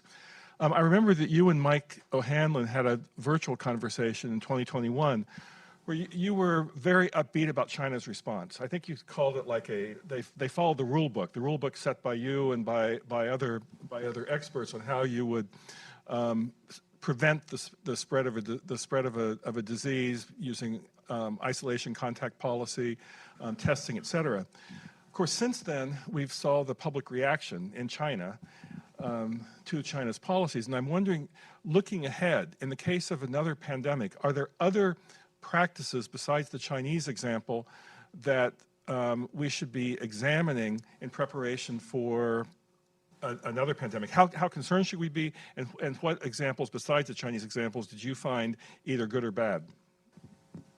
Well, the first thing to say is, what is the threat internationally for pandemics? And we've seen pandemics can be very destructive to the current world order, with COVID-19 causing economic and political ramifications. The threat of pandemics continues. It hasn't abated in any way. In fact, if anything, it's become greater. The fundamental reason is there are more humans to feed the microorganisms. We're basically food for the microorganisms. 8 billion of us have a very heavy footprint on the life of the planet and in microorganisms. So the more of us there are, the more opportunities there are for us to be infected. And we travel a lot. We're very gregarious. 4 or 5 billion individual plane trips a year is a measure of how much we travel. So there is a significant threat. If you look at COVID, the only country that contained COVID for a while, really the only one, was China. And it did so for maybe 2.5 years very successfully. It wasn't until the virus itself changed that made it impossible for the Chinese to contain the virus any longer, that there was a threat. What is happening now is that there is a continual debate amongst countries as to how much data sharing there should be. There was tremendous data sharing during the COVID pandemic, and now there is a current debate of whether you will share intellectual property to allow people to create drugs and vaccines and other measures very quickly. And there is some reluctance to do that. Certainly the intellectual property community is reluctant to give up any of its rights to international organizations. And I think that's where the current fight is.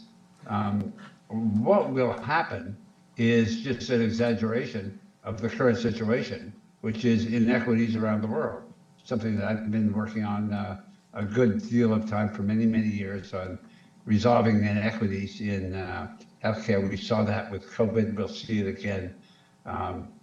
That is a mismatch of several different themes, but are the current themes that are present in the debate over COVID-19 and the threat of pandemics in the future. Yes, there are threats. Are we prepared to deal with these threats effectively? Yes, in a regional sense, no, in a global sense. How would you, Dr. Hasselstein, what marks would you give COVAX at this point? I would give them a very low mark. There was very inequitable distribution of vaccines that were available in the United States and in certain other countries. The only effective COVAX was really China and Britain that was able to vaccinate much of China and much of India. Other countries, Africa and South America in particular, were left really on their own for protection against COVID-19. The international community has been extremely lax in building the infrastructure for vaccine and antibiotic and other developments globally. And that has continued to this very day. You mentioned the inequities and you mentioned Africa. And let me turn to Danielle, given your deep expertise in food security and Africa issues. We're 18 months into the Ukraine war. We're 2 months since the Russians pulled out of the Black Sea Grain Initiative. Sudan, which has rich agricultural land, is in civil war and chaos. How is the food security situation in Africa today, both in terms of imports as well as their own indigenous production, given things like ammonia that's traditionally exported from Russia? And how concerned should we be for our national security beyond the humanitarian aspects of this? Okay, that's a lot of dimensions to food security, and I'll try to unpack those different aspects. I mean, I think first it's important to differentiate between food insecurity and food price shocks. There's certainly overlaps between them, but they are a little bit different. So a lot of the places that are the most food insecure in Africa, that's the effect of cumulative effects, not just price shocks caused by the Ukraine war. So the most affected, you think about the Horn of Africa, northeastern Nigeria, southern Madagascar, which has been in a famine for several years now, and wide swaths of the Sahel. That's been really the cumulative effects of climate change as well in some of these places of civil conflict. That's different than food price shocks. And so when we look at the FAO's World Food Price Index, we're actually back to where we were even before August 2021. So global food prices have gone down. That obviously obscures what's happening in different regions of the world and for different food commodities. So, the highest food price inflation in Africa is not the same places where we have the highest food insecurity. So Zimbabwe, Ghana, Liberia, and Sierra Leone have the highest food price inflation at the moment, based on the FAO data. Part of what has happened is other dimensions of global food trade have affected food price shocks. To be honest, it's the India export ban on rice at the moment that's causing food price inflation in West Africa because they're so heavily dependent on imported rice from South Asia and Southeast Asia. But more broadly, I think since the Ukraine war, a lot of countries in the region adapted their approaches. Some switched to promoting more indigenous grains like millet or sorghum, or mixing wheat flour with cassava flour in processing bread. So a lot of innovation there. Where it's still been problematic is on fertilizer. Because this was one of the main grievances around pulling out of the Black Grain Sea Initiative. It was more on the implications for fertilizer because the market is smaller. Africa has very low soil fertility, the lowest soil fertility in the world. It's extremely dependent on synthetic fertilizer use. And of course, with this reduced market share, a lot of people competing for these different nutrients and inflated prices. We have seen global prices for fertilizer actually going back down again, but the price of fertilizer in Africa is still extremely high. So in Malawi, the price of urea, one of the main nutrients in fertilizer, is 4 times higher than it is on the global market. It's twice as high in Kenya. Ugandan farmers pay twice as much as American farmers to access fertilizer. And so we've seen African governments, they continue to subsidize this input, but this is becoming very unsustainable given the specter of debt distress looming over the continent. One of the approaches has been thinking more about how you engage in more kind of microdosing of fertilizer use, make it more targeted to soil use. A lot of it is wasted in the region, not proper kind of soil fertility maps. Thinking of ways to approach more organic farming techniques, invest in more kind of domestic processing abilities. Nigeria has been quite good at this, particularly with the Dangote factory that was set up about 2 years ago for this, and more kind of investigation into corruption in the entire fertilizer procurement and distribution supply chain. Obviously, huge implications for U.S. security. Of course, historically, as you alluded to, when you have food insecurity or food price shocks, you can have instability, you can have urban protest, and we've seen, Nairobi, Ghana, Lagos, they've all been in protest in the past few months over the cost of food. So there's concerns on that dimension, but also on the larger scale, long-term cumulative food insecurity issues I mentioned, where you have kind of competition over water and land that leads to kind of farmer-herder conflicts that we've seen in different parts of the continent, and that leads people to be more kind of vulnerable to extremist groups who may want to kind of integrate and mobilize them into their efforts. Thanks, Danielle. Samantha, let me go back. Let me go back to you and picking up on your previous comments about the impact of the oil cap. I mean, the relation to the U.S. response to the war in Ukraine. You and David Dollar recently had an interesting conversation on David's Brookings podcast, Dollars and Cents, where you talked about the fact that Europe had weathered last winter fairly well.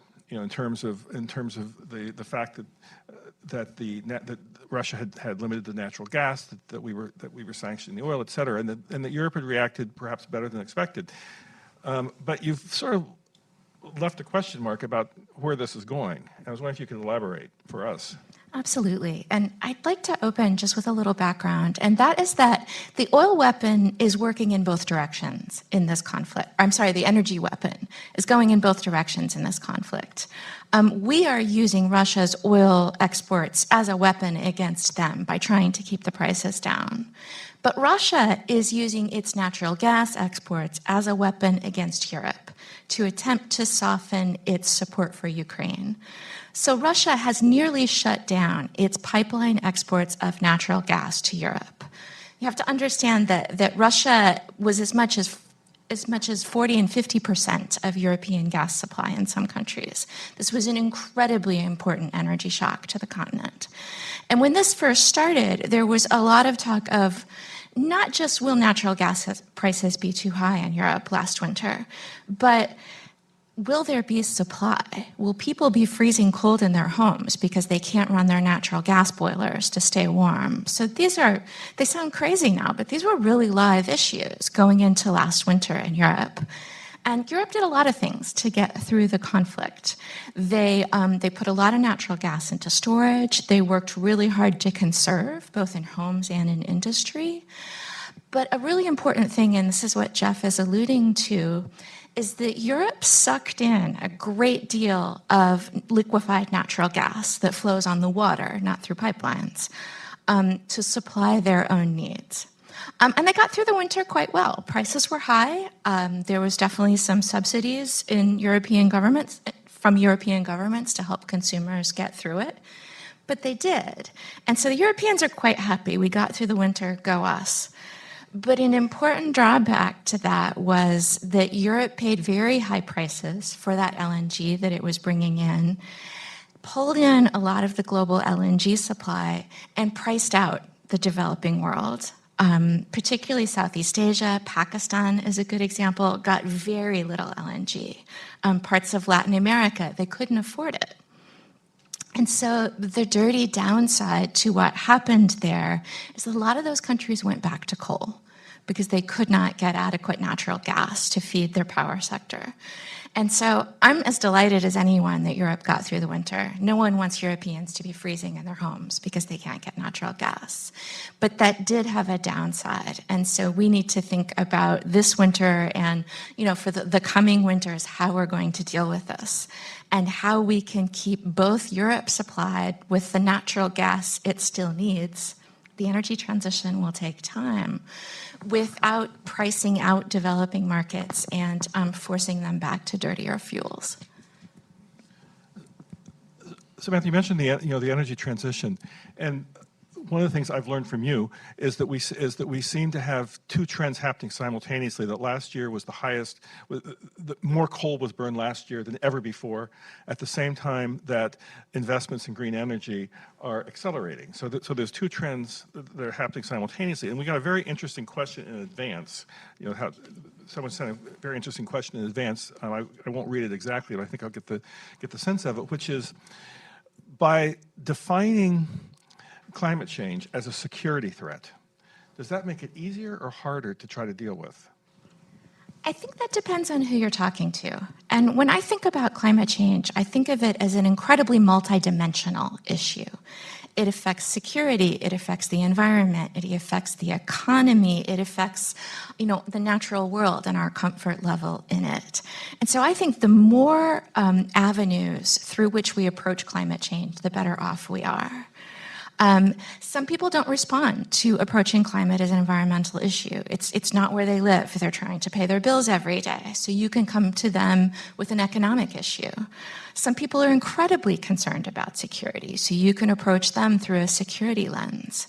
Something that I think we all learned during this past year and a half or so is that climate change is an energy security issue. And we can do the energy transition for reasons other than climate. The Russians can shut off the natural gas supply to Europe, but they don't have the ability to shut off the wind and the sun. And so those are actually more geopolitically secure forms of energy. We hear a lot about the critical minerals that go into producing those forms of energy, but the difference there is that they're not fuels. Once you build a solar array, a wind turbine, it still works. You can't shut off the wind or the sun just because you want to. Whereas when Russia cuts off natural gas, it is no longer available for heating and industry and power in Europe. And so that's just another reason to do this. And so it gives us another way to approach various constituent groups where they are. Interesting. Vonda, going back to you. You mentioned fentanyl and Chinese criminal gangs. Of course, most of us who are not as well informed as you are think of fentanyl and we think of Mexico.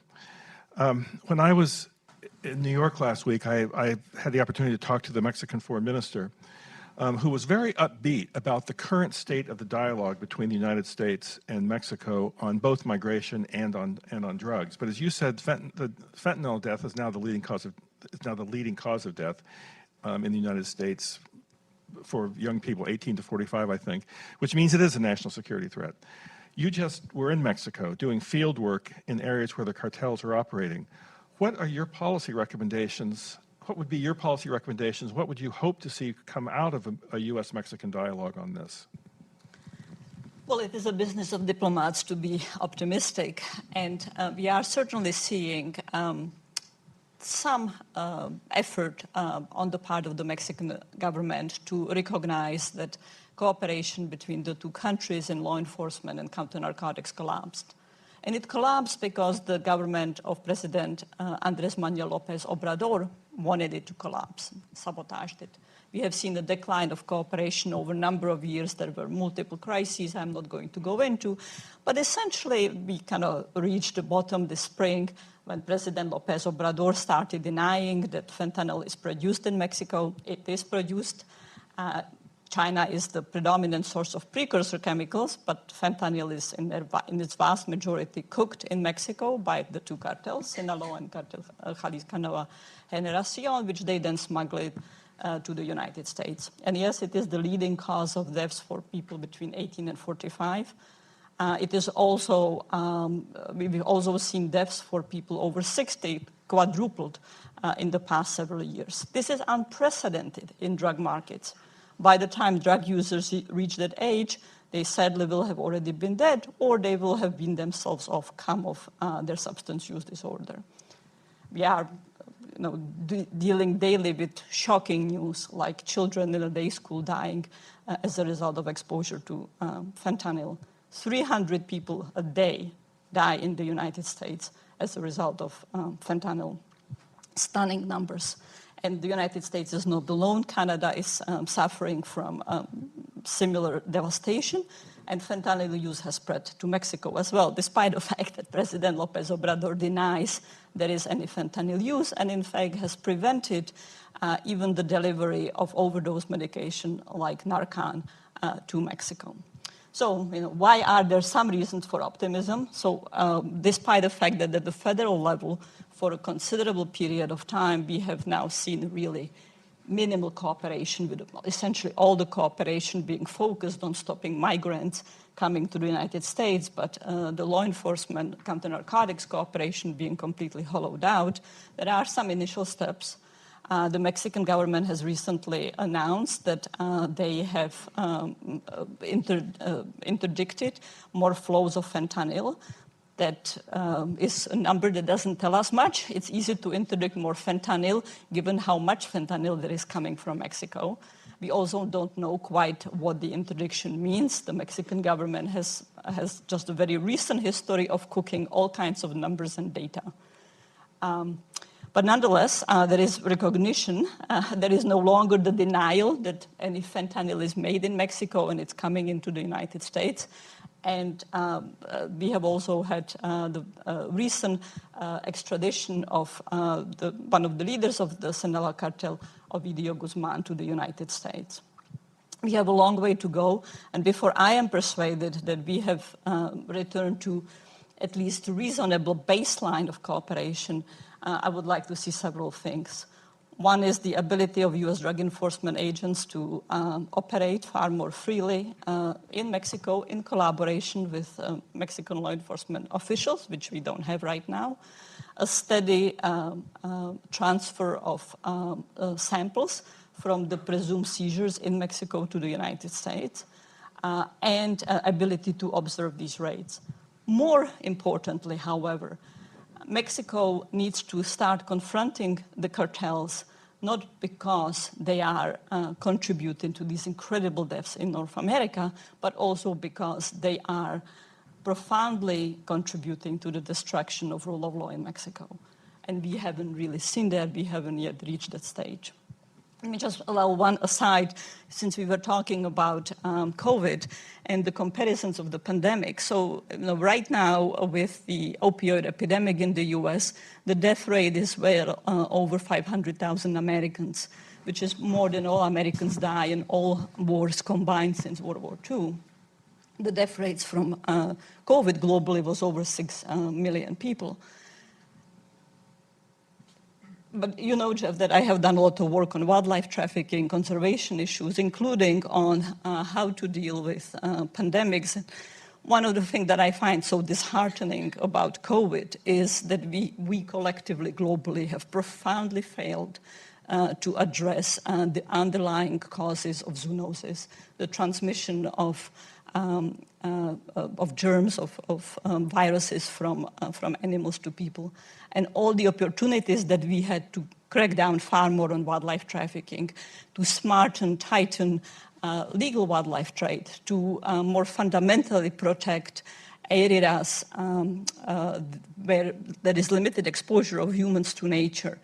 Essentially, none of that has happened. The focus has been on response, early detection, COVID, economic mitigation, but fundamentally far better protecting our natural resourcing and insulating people from the zoonosis transmission has just not taken place. Dr. Haselton, I can't resist. What's your reaction to Vanda's comments? I have two reactions. One, of course, she's right from her perspective. I would say that from a broader perspective, she's incorrect in the sense that the primary interaction between the natural world and human beings took place much earlier during a hunter-gathering period when we subsisted alongside of nature. The fact that there are organisms of any kind, whether from natural means or from the sea or from the air or from the monkeys, come into the human populations, the basic thing that has changed is there are more of us, we are more exposed, and we travel, and we're very gregarious. And things that may have been confined regionally are no longer confined. So I think that on the whole, protecting us and our natural environment is a good thing. It's certainly not a bad thing to do, but it isn't going to save us from recurrent pandemics. The only thing that will save us is more research, more cooperation, and I think we've seen through COVID how limited that can be. That is, most of our ability to fight infectious diseases is with our private companies, and even when the government is involved in transferring its knowledge to the private sector, it doesn't benefit from that. And I think there's a series of international agreements. Now, on a broader theme, let's take the introduction to this panel.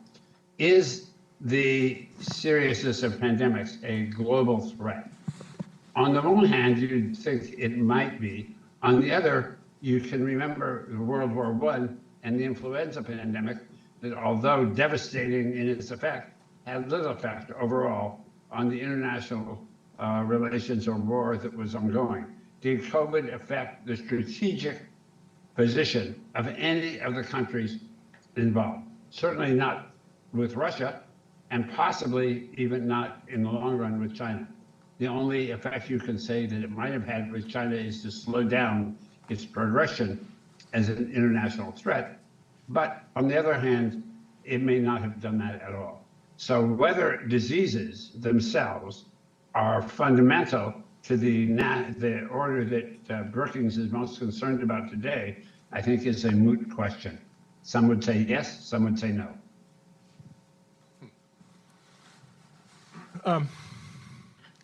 But the fact that we're even talking about it as a potential national security threat or global threat is because of COVID. Like I say, if it were 2019, you might have talked about it as a potential, but I think the rest of us wouldn't have thought of it.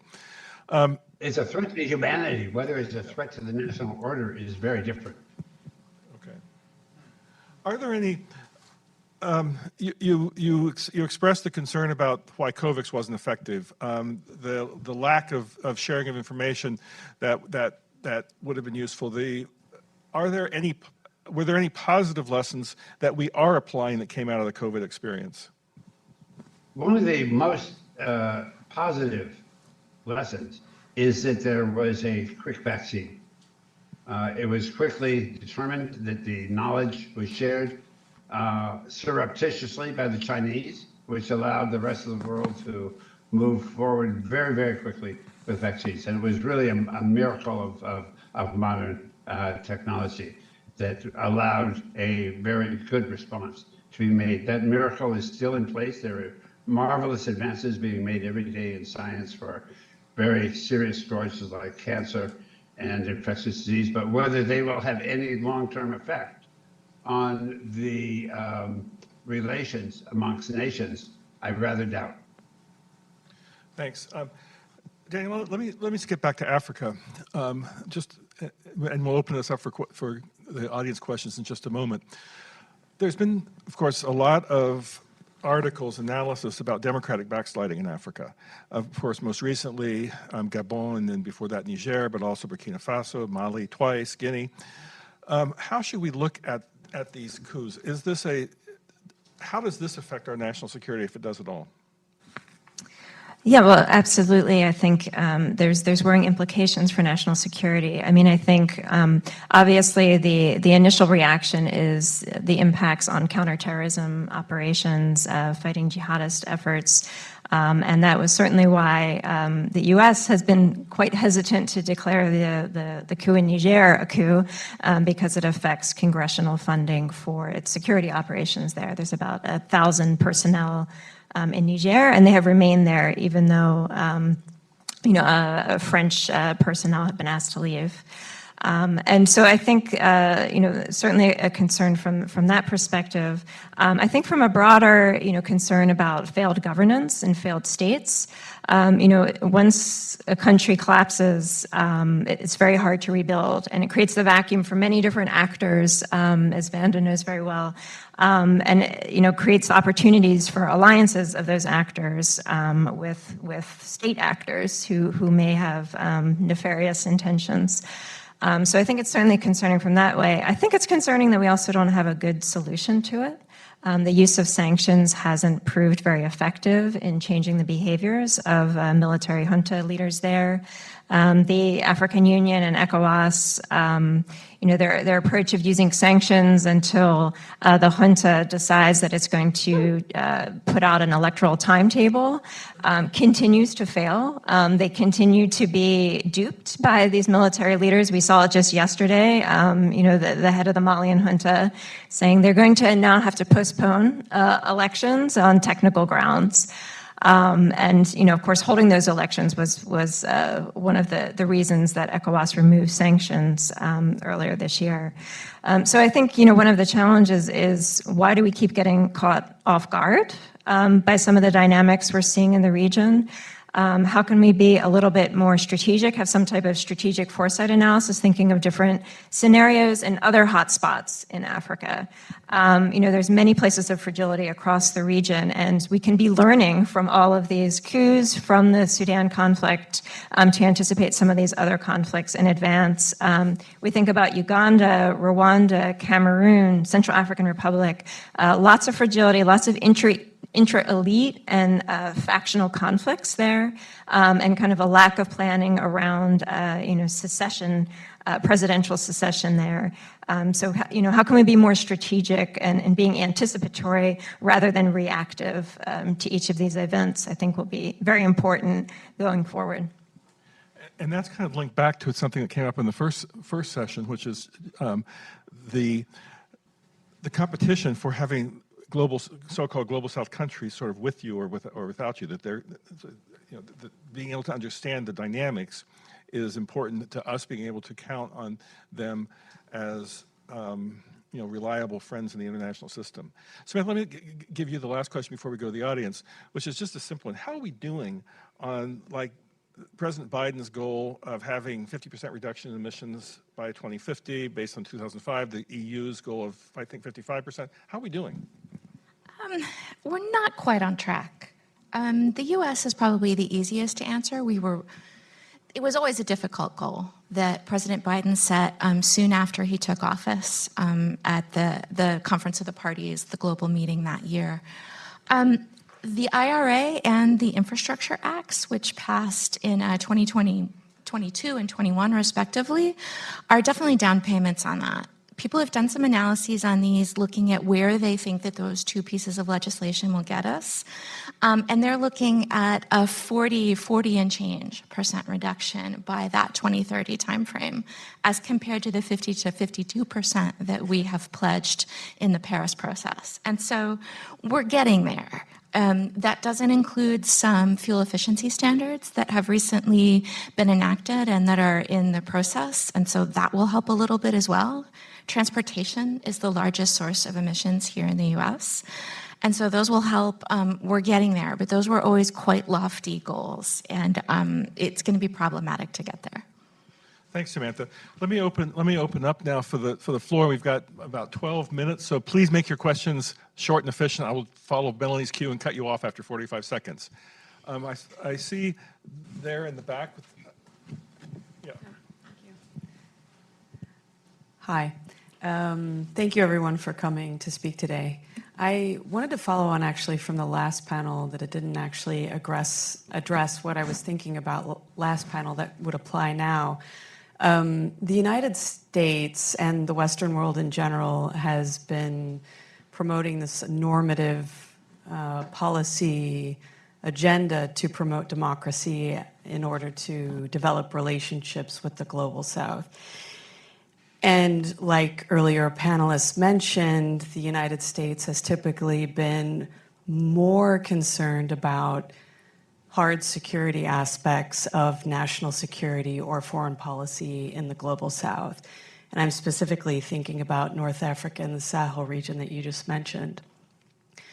At what point does the United States foreign policy normative agenda of soft power and relationship building conflict with the harder aspects of its security policy in a way that itself becomes a national security gap?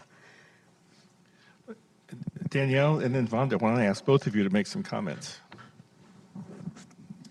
Yeah, that's an excellent question, and I think that's a real key tension that we see. Even with the example I just gave about Niger. Where democracy is messy and can be violent, and can have a lot of backsliding to it, and that is very uncomfortable for the security community, right? So even, though there was kind of public support for the most recent Gabon coup after, a lot of corruption and democratic backsliding there, I mean, there were concerns, now what does this mean for some of our security operations in the Gulf of Guinea, from the US? And so I think that's a long-standing tension. Some have argued for some of our kind of Department of Defense support in the region to be a bit more expansive. It's focused thus far on a lot of counterterrorism efforts. And there's been a push to kind of make that broader, to be looking more at kind of civil-military relations, looking at mechanisms of conflict resolution, and kind of deeper, more fundamental governance issues. Because, I mean, 3 of the coup leaders in the region were trained through U.S. Department of Defense programs, and they use the counterterrorism rhetoric to justify ousting elected leaders. So I think, there's a key tension there, but there may be kind of scope to broaden what the Defense Department in particular is doing in its focus in the region. Well, certainly the tension between U.S. security objectives and a wide set of other objectives, including normative like democracy and human rights, runs the course of U.S. foreign policy over many decades. And yes, the United States can frequently be accused of being hypocritical. I would say that the definition of hypocrisy is vice paying homage to virtue. The world, the geopolitical world in which we find ourselves today, of course, is that there is a very large part of the world where the vice no longer bothers to pay homage to the virtue. The alternative relations that countries like China and Russia, through Wagner and sometimes directly, are promoting is a very blatant embrace of authoritarianism, sometimes even providing services to repress human rights, to repress political opposition. And while the expansion of the BRICS should not be understood as solely or predominantly anti-American, and while the BRICS, I think, will find it difficult to say yes to each other on a whole set of issues, what it does provide is greater ability to say no to the US, including on issues of human rights and democracy. So I fear that quite apart from the faults and mistakes and wrong balancing in US foreign policy, we will find ourselves in a world for years to come where issues of democracy and human rights promotion will be far difficult to uphold. Thanks. Women in the white, yes.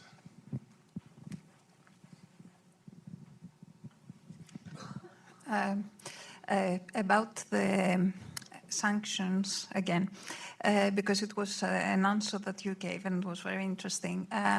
You said that the Indian refineries are gained a negotiative position, a better bargaining position, and I suppose that was one of the metrics that the American diplomats are counting. Do they count? I'm a European and I'm a Greek, and I was involved back in Greece very recently with the Greek shipping community. So what I'm saying is, to start with, US has no fleet to carry its LNG or even the important merchandises. So one parameter that probably the American diplomats don't count is how much is the cost of transportation. So once they arrive at India, then they have to move everywhere else. So the cost for Europe, and as a Greek, I know very well, the fuel has gone 4 to 5 times up. So with very low salaries. Also, we have a huge immigration problem, all the South European countries. So once something starts, and you start with the sanctions, there are other metrics that I hope that you take under account. Thank you. I'll just respond to that very briefly and say, yes, there was no way this was going to be a costless measure. Even though we're trying to keep that oil flowing onto the global market, the fact that you want to think that the system was largely optimized beforehand, that oil was going to the closest places, the least expensive places for it to go. And by changing this, by changing where Russian oil goes and how it's paid for, we have, in a sense, de-optimized the system and made things more expensive. Tankers are traveling further, as you're describing. And this is definitely not cost-free for us. And I think we do sometimes try to pitch it as if it is, whereas it isn't. And I think like sitting and looking at the Greek shipbuilding industry is one of the places where you're seeing how the system is de-optimized and one of the costs that this brings. More questions in the back. We're here.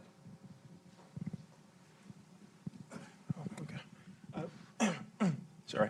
Hi, my name's Christian. I had a question just about the democratic backsliding that was talked about a couple of minutes ago. There was a similar tide that happened during the Arab Spring in 2011. I remember studying it at my first college. But there was one scholar, Ava Bellin, who wrote an essay about considering the robustness of authoritarianism.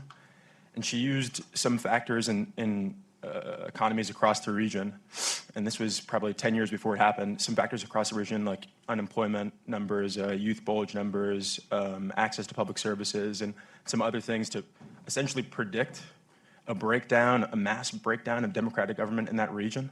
And there was no time period. But then after 2011, in 2012, 2013, she wrote Reconsidering the Robustness of Authoritarianism, where she essentially said in 20 pages that she was right. And that was probably the only time I ever saw that happen, studying political science. To your point about making like some sort of anticipatory mechanism in West Africa or in these regions that are now backsliding democratically, is there a way that we can implement that framework across comparative analysis or something to anticipate these trends across regions? Because for me, as somebody who's part African, it's not easy to see that that's going to happen, but it's much more apparent to me that some of these factors like unemployment, food, infrastructure, all this stuff will lead to a breakdown. But for other people, it's much more difficult. I think she was somebody who looked across context and made that sort of work.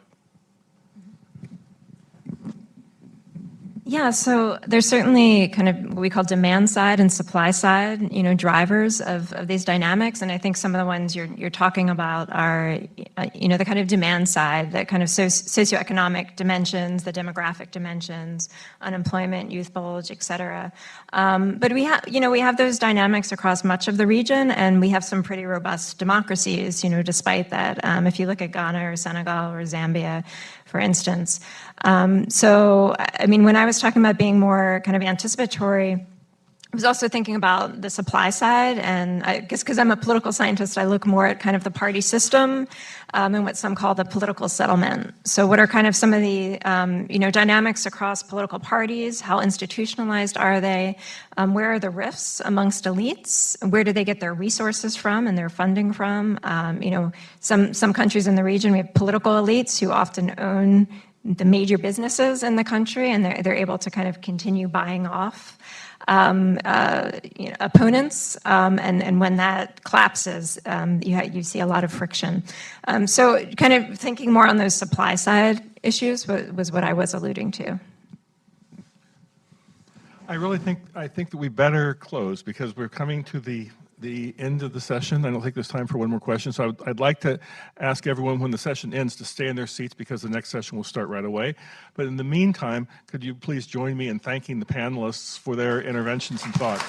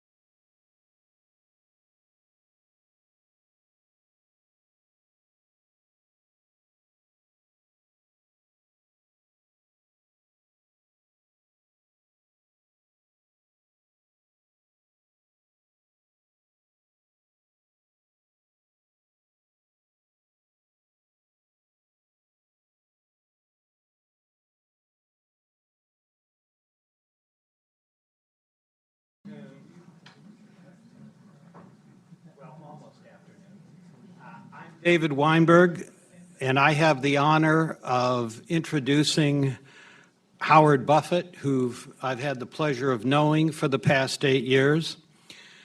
Howard has a long-standing commitment to the issues that are being discussed today.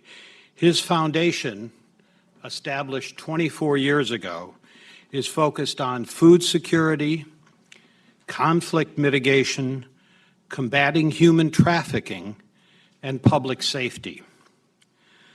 I'm going to share with you just a few of the things in the first two categories that Howard has worked on over the past few years. They include training youth in Rwanda in modern agriculture to help develop modern irrigation infrastructure, improving soil in El Salvador, improving the treatment of farm labor in North America, improving conservation agriculture in Ghana and Rwanda and Central America. The work you're going to hear about in Ukraine was a natural extension of the foregoing. At one level, Howard is a farmer, and in the great tradition of American farmers, helping neighbors in need. But Howard's neighborhood is larger than most of ours. He's also worked in conflict mitigation in El Salvador, Nicaragua, Colombia, and Western Sahara. You're going to see some pictures that Howard took, and they reflect not just the unflinching eye of a photojournalist, but rather someone observing the biblical injunction that when you see suffering, do not look away. Howard did not look away and has done his best to help, often going in harm's way to do so. But a warning, some of these images may not be appropriate for more sensitive or younger viewers. So with that, I'm honored to introduce Howard Buffett and our own Michael O'Hanlon, Brookings Essential Scholar. So please welcome them to the stage.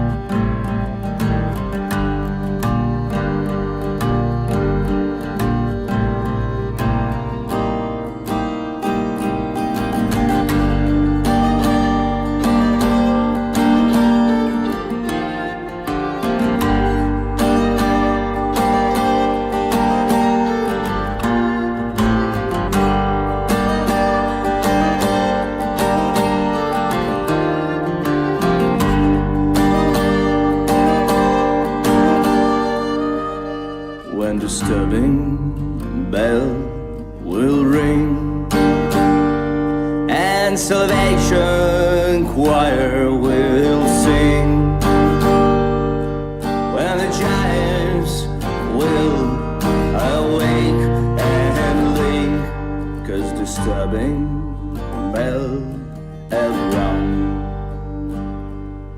Will you wait me at your door? Will you stay there no more? Not a border to defend. Will you give me a hand? Will you lead me home? Will you lead me? Will you lead me home?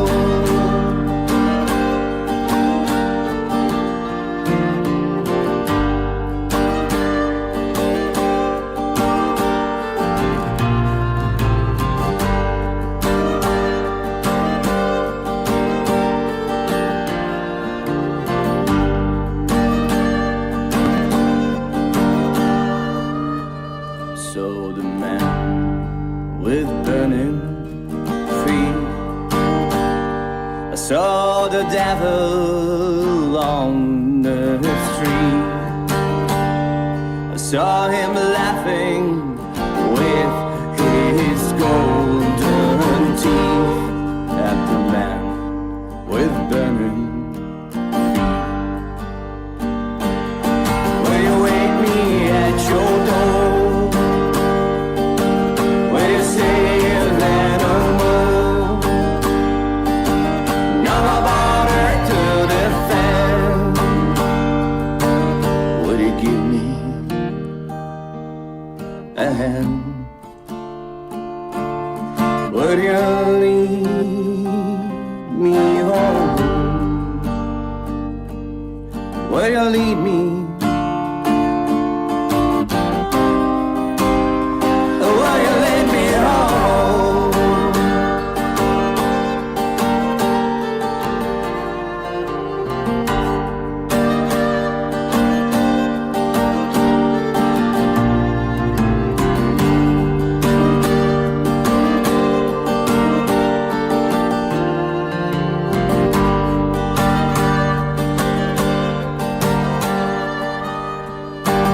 Will you wake me at your door?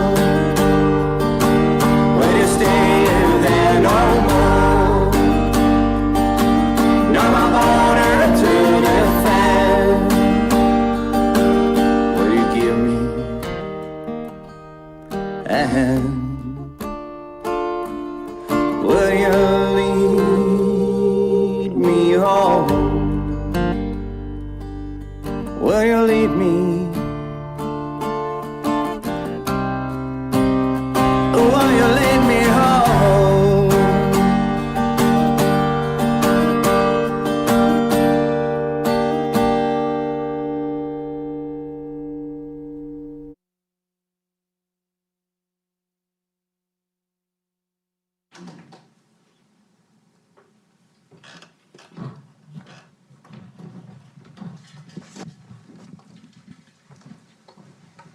Howard, thank you. That is so moving. And I think you managed to capture the beauty of Ukraine and Ukrainians and their spirit and courage and resilience, and also the horror of war, all in a short and very moving video clip. I'm a little concerned about losing my composure, so I'm going to get to a question quickly, which is, can you please tell us about just start by telling us a couple of your experiences in Ukraine, especially near the front lines. I've been to Ukraine as well. We were both there this month.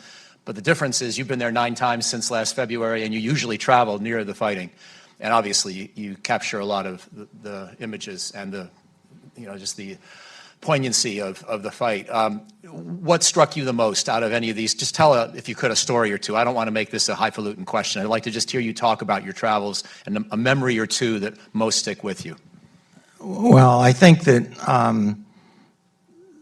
it's hard to describe the destruction and the devastation without seeing it. And I've seen a lot in my lifetime and been in a lot of conflict areas, but Ukraine is at a scale that is pretty amazing. And, when the invasion happened in 2022, I realized pretty quickly the impact it would have on food security because of the work that we do in other places. So I started trying to figure out, how do we get there? How do we learn? How do we meet the right people? How do we build the relationships? And so, I realized at that time it's going to be the largest humanitarian crisis in my lifetime.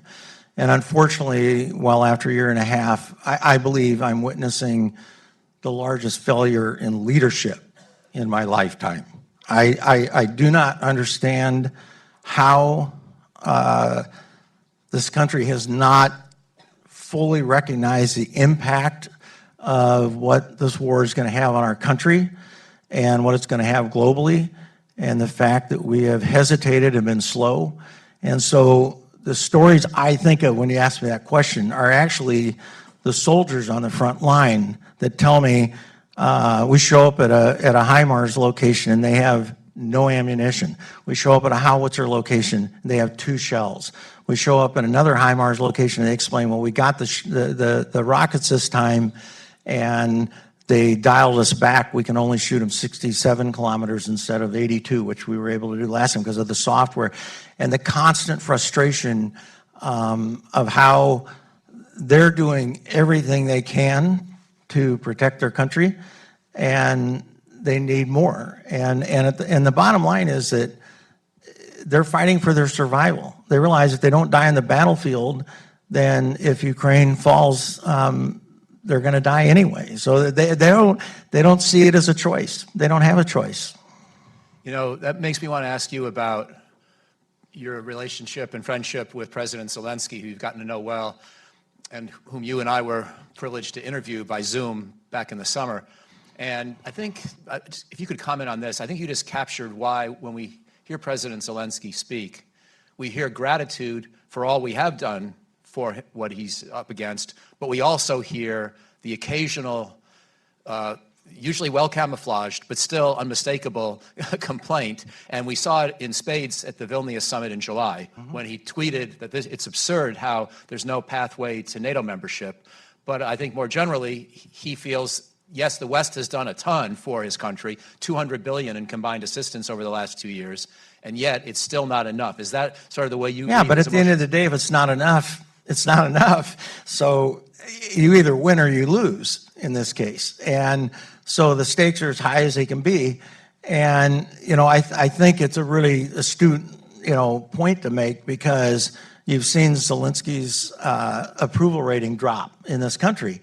And that obviously comes from him banging away on he needs more, and he does need more. And there's things that we should have given him that we're giving today we should have given 12 months ago, and in more quantities. And when I think about NATO, I think, you know, and you have some great people at Brookings that have written about this, you know, if you understand Putin, and he's given you plenty of history to understand him, then when you show weakness or you play into his hand the way I think the United States did at the last NATO conference that you referenced, you are just emboldening him. And so when he sees the fact that either NATO allies aren't completely aligned, or he sees that the United States is blocking a fast track to NATO, which could have been defined a lot of different ways. You know, it's not going to happen during the war anyway, but, you know, there are still things that could be done during the war, and we may find that we have to do things in a year from now that we never thought we were going to do today. And knowing the fact that Putin won't stop, and I think that it's as much of a fact as you can state without having it happened. He'll be on the doorstep. If Ukraine falls, he'll be on the doorstep of Europe, and this country will be making a decision, which I don't think there's a decision to make. We certainly can't abandon our most important allies. So we'll be fully engaged. And, you know, right now, I mean, it's almost hard to understand, for me anyway, how someone can complain that we spent 5% of our defense budget helping Ukraine. It's like, that's the best 5% we've ever spent. I mean, our guys aren't fighting, our lives aren't at risk, and Ukraine is actually on the road. I mean, there's a long ways to success, but they have proven that they can hold their own with the Russians, and they have destroyed, you know, there's different numbers, but they've destroyed a significant amount of the Russian military. And they're doing it at the cost of their lives, not our lives. So I don't understand how people don't see that. Keeping with the same vein of questioning and discussion, is your main concern, if we don't provide greater amounts of aid, or if we actually start reducing or even cutting off aid in the foreseeable future, are you worried more about Russia actually regaining offensive momentum and taking much of Ukraine, or are you worried about Ukraine simply being unable to liberate the roughly 17% of its country that Russia still holds? In other words, are you worried that this is just going to stalemate, or do you think Russia could actually regain the initiative and take much of Ukraine? Yeah, I think that's a concern, because if you look at how Russia pushed the Germans back in World War II, they put 100,000 people, they put 100,000 soldiers, they put another 100,000 soldiers. So if you look at it from the standpoint that Russia has the ability to kind of overwhelm Ukraine at some point in terms of numbers of soldiers. If they have the time, they're going to continue to rebuild. And they're not just rebuilding. I mean, to me, this is one of the most obvious things that policymakers looking at this should be concerned about.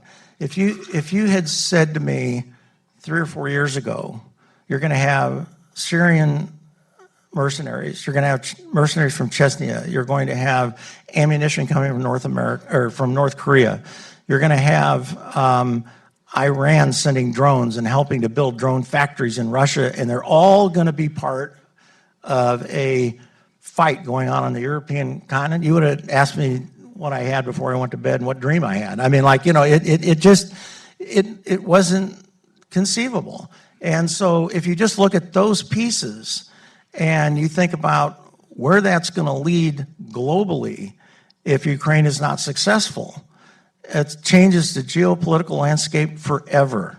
And it will embolden Putin, and he will do anything that he can to keep pushing forward. So if we reduce our support to Ukraine and they start losing ground, which is, of course it's possible, you know? I mean, no one wants to think about it, no one wants to talk about it, but of course it's possible. And that's why we can't do it. And so the stakes for this country are so high. And I think if every person, if they had the opportunity to see some of it and understand it and get some kind of an education on it, they would support Ukraine 100%. Well, thankfully, you've made it more vivid today with your excellent photography. I wanted to ask, though, just to keep pushing this point a little bit, because we know this is an acute issue right now in the United States with the budget deliberations and other debates about long-term strategy. Do you feel that, you know, to paraphrase Secretary Blinken and President Biden, we have to do this as long as it takes? Or do you think, let's say, we do this for another fair amount of time, couple of years, let's say, at which point, if there's still a stalemate, do we start trying to maybe adjust our aid package, not end it, but adjust it, so that it's primarily focused on defensive weaponry? You could imagine a day when we might do that, but for 1 to 2 more years. In other words, the question is, how long do we do this if we're just reinforcing stalemate, which is what a lot of people think the war looks like right now? Well, that's only because you gave me 2 options that are both unacceptable. So, I mean, you know, we're asking Ukraine to fight a war the way we would never fight it. And, you know, when we went in the Gulf War, we flew, you know, thousands of sorties over, you know, several weeks, dropping 88,000 tons of bombs before we sent a tank or a soldier forward.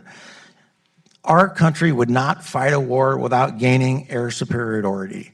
And Russia has air superiority, and I don't think it's an overstatement to say that. And so we're asking Ukraine, I mean, the idea that you would expect Ukraine to go into a counteroffensive without the right equipment, without the right support, I don't understand the fact that we have no strategy. I mean, our strategy looks like it's one to allow Ukraine to fight and die, but not allow Ukraine to fight and win. That's not a strategy. And I just think the simplest way you can put it is, if Ukraine is not successful, people in this room will know people or have people in their family that are dying to fight for NATO. It's that simple, and I think it has to be made that simple, because otherwise people don't connect to it and they don't think about it. So the decisions we make right now are going to determine who's dying in that war a year from now or a year and a half from now. It's unacceptable to think that we can have some strategy where we just dribble it out and we give them a little bit at a time, we don't give them what they need when they need it, and expect them to win. Thank you. I want to talk a little bit about what your foundation does on the ground, and we're grateful that you and a lot of your team is here with us today. I admire what you all do, and you work on demining, you work on getting grain out, you work on other things. I'd like to ask about those details, and I want to then bring in the audience for our final 15 minutes or so. But I want to ask you first one more question about President Zelensky, and it was clear from our interaction with him this summer that you have a great rapport with him. And I wonder if you could just, he's a fascinating figure, obviously, Time Man of the Year, and even if he's somewhat controversial in some quarters, he still is incredibly charismatic and inspiring to most who watch him. Can you tell us something else about him that maybe we don't know as well, that you know more from your firsthand friendship, that maybe adds to the picture of the individual? Well, I think that if you look at the president and the first lady, and you try to select two people you know, or two people that you watch on TV, two politicians in this country that you think would step up the way that they've stepped up in a logical, practical, committed way and remain as resilient as they have and remained as committed to keeping that country together. He's lost millions of people that have left that country. And he's going to need those people to come back when they rebuild. And he's got the best people on the front line dying. I mean, this is a guy who stood up to the largest military in Europe and said, we're not backing down. When most people, including people in this town, thought it'll be over. I mean, I hate to say it, it reminded me of our decision in Rwanda. I mean, it's just going to happen, and there's nothing we can do. Well, there's a hell of a lot we can do. And so I think that the fact that he has been relentless, which has caused him some pushback, but how do you not be relentless when someone is trying to take your country, when someone has raped your women, when someone has executed your civilians? I don't see how you can be anything other than relentless. So I think if he has, irritated some people, good for him. That's what he needs to do. And the First Lady is truly amazing. And some of the ministers, the Minister of Economy, Kamishin, who's the Minister of Strategic Industries now, the guys that operate the railroad. I mean, they have kept this country going, through this war. And they just don't stop, and they work 24/7, and because they know what the consequences are. If we in this country knew that the consequences were that our children could not go to school, that 85% of them would have generational trauma, that we know that half of our family is either fighting or going to be killed or getting killed on the front line, if those are the things we would experiencing, we wouldn't accept that for a minute. And I don't understand how we can't understand what Ukraine needs. And you can do it. You can do it because it's the right thing to do, or you can do it because it's a selfish thing to do. I mean, at the end of the day, you just have to look down the road and say, what are going to be the consequences? And you can have a stalemate, but at some point the stalemate, people are going to get fatigued, and they aren't going to get the support they need.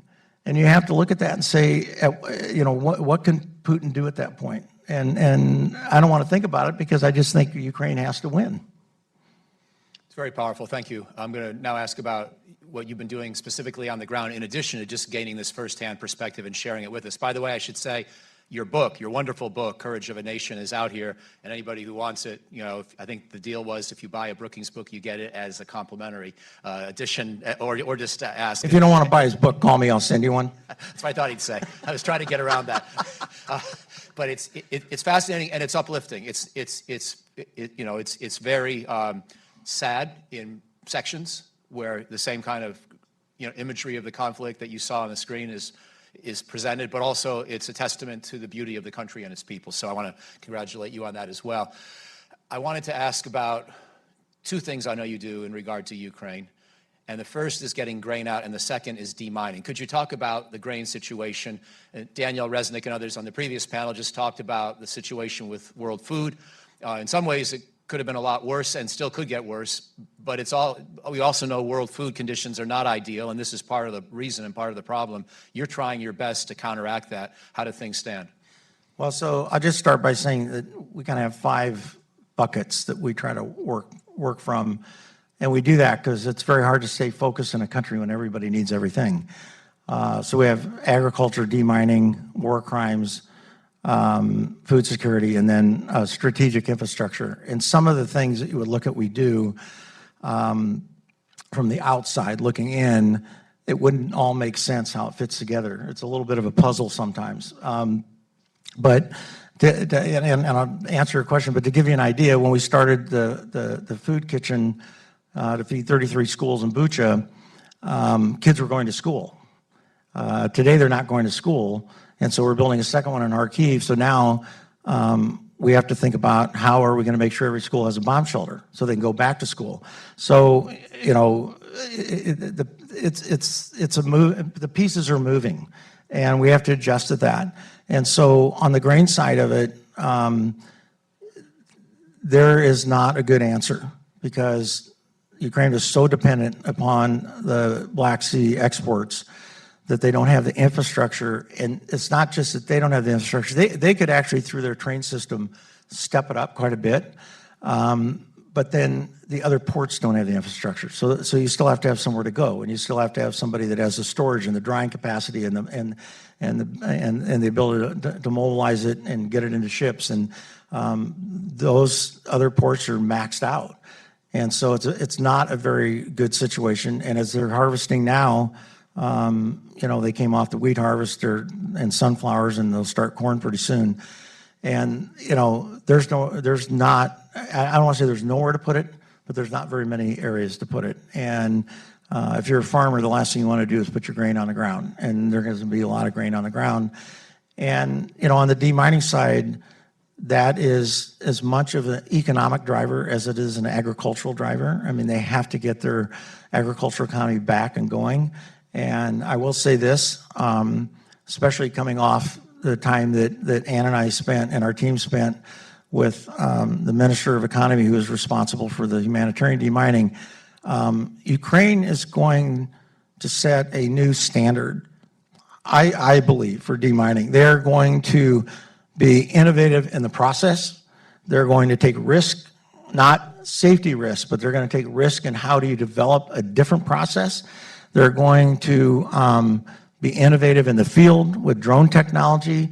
They're going to be more flexible, I think, with how they look at mechanical demining and the verification process. I think you're going to see Ukraine come out as a world leader in how you tackle this demining issue, and they're going to have to because they're going to need to. One more follow-up on each of those two matters, agriculture and demining, and then, which of course are interlinked, and then we'll go to the audience. On getting the food out, and Danielle, you may have to help me here, or Howie, but I think that Ukraine is in the rough ballpark of 30 to 50% of pre-war production and export right now. Is that the right ballpark? Are those numbers going to continue to improve, but only slowly? You just explained why they can't quickly improve dramatically, but do you expect Ukraine to cross any particular threshold in the next 1 to 2 years? Not unless they get some of the occupied area back. They have to have huge success in demining to be able to do that. The chain of the equipment and fertilizer and seeds is not broken but damaged. They still have to have somewhere to take that grain, and they bombed Odessa again last night. So you look at Reni and Odessa and the ports that they continue to hit. That infrastructure is not easy to fix. It takes a while. It takes expertise, and some of it's older infrastructures. Now you're going to try to integrate new infrastructure with older infrastructure. It doesn't always work very well. So this is not a fast fix. It's just not. On demining, and again, correct me if I get it wrong, but we spoke about this a little at dinner the other night, and I've read and listened to you speak about it before. At one level, demining technologies are really old-fashioned, right? They're in the world today. We have to painstakingly find mines one by one, whether it's during the war or after the war. There's not a way to identify them from remote distance for the most part, and you sort of have to clear them one at a time. First of all, please tell me if I'm right. Second, to the extent you can tell us what you're trying to do about that, maybe some of the ideas you've got with your foundation or some of the ideas you're trying to support as the Ukrainians develop them to try to speed this process up. Well, no, you're right. It's and there's a mindset that we're trying to change that if you are buying something for demining, it has to be demining. We have 33 bulldozers on the water or going into Ukraine today, some of them, and we're sending 2 more for Halo Trust to actually blow up because we want to see how badly they are damaged when they get blown up. And we want to see what we can do to fix them. We're doing some things that I think are pretty innovative in terms of trying to take equipment and find the best attachments. We're buying $2 million, which if you think about they're just attachments, we're buying $2 million of different attachments for track hose and dozers and wheel loaders for Halo Trust to try. And, our mindset, and this is the one that is really hard to get across to not just the guys in demining, but also our agricultural people we're working with. So we've bought, and now I can't remember, it's 50 or 65 combines. I lost track. But, and I keep telling them, you got to get them in Kharkiv, you have to get them in Zaporizhia, you have to get them in Kherson. And they're like, no, we can't leave them there. They'll get blown up, they'll get hit by a missile. And I was like, I'll buy you a new one. I said, this is where the farmers need the help. This is where you have to go. This is where the equipment has to be. And so when you look at demining, I keep explaining to these guys, safety first. Nothing that I say is anything other than saying safety first. But I don't care if you blow up some of the stuff we buy, if it gets damaged, if it doesn't, and we have to replace it. We're going to have to go see Ukraine successful. We're going to have to go at a pace that is a new pace, that is a faster pace. We're going to have to integrate technology where we can integrate both, the verification process with equipment that can move quickly and probably is satellite controlled in terms of some kind of auto track system. We have a drone over there right now in the field in Kharkiv that, after having seen other drone demonstrations on this trip, we know it is way advanced in terms of where we are. It's not affordable, but we have to first get the technology right and then figure out how to make it affordable. But we have real-time mapping. So when you're running this drone, no one goes back and downloads stuff and looks at it. You're looking at a pin on a map. You're looking at the longitude and latitude. You're looking at a photograph that pulls up, says this is a PMN1, or this is a TM62, or whatever the mine is.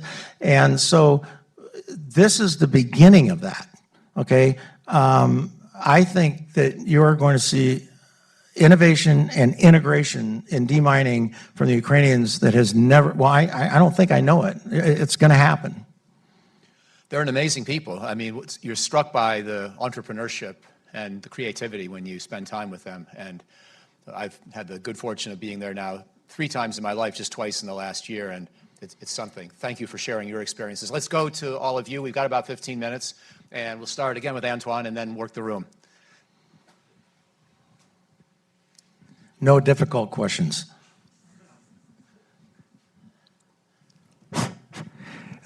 Let me start with saying that I have, of course, tremendous admiration for what the Ukrainians have been doing and what an organization like yours has been doing. But still, I have 2, I'm afraid, difficult questions. One is, if you believe in a successful offensive, is really the only way what would be called like a Hail Mary offensive, let's remember, from Iraq, going around, because going through seems to me quite impossible. Second question is, if you analyze it dispassionately, which obviously is difficult, could you say that the US and its allies actually purposefully give just enough military support to get to a stalemate, which possibly could lead to negotiations, because they simply don't believe that a true offensive can be successful because of all the things, because the well-defended defense lines, no air superiority, etc., and that it risks nuclear war. Well, if I understood the question right, you're setting me up, because I can't tell you how strongly I disagree with what we've done in terms of failing the Ukrainians, in terms of what they need. And yes, we are currently setting them up for a stalemate, but there's no reason in the world that it has to be that way. And so Zelensky and his team knew what they needed a year ago, and they were asking for it, and we wouldn't give it to them. And now we're saying we're going to give it to them. But you know, everything is timing. And so if you think about, I believe we could have ended this war in 3 months or 4 months if we had decided that's what we were going to do as the United States and the Allies. I honestly believe that, having seen everything I've seen and understood how poorly the Russians were prepared in the beginning. We gave them a chance to regroup. We gave them a chance to think about their mistakes and to learn from their mistakes. Everybody learns from their mistakes. And so, you know, if we continue to do what we're doing, even if we do it and continue at the level that we're doing it, it's not enough for them to win. And why would we continue to invest in something that we are failing to provide what it takes to win? That's just not very smart. And so, you know, we need to step it up now. We need to give them what they need so that they can gain air superiority.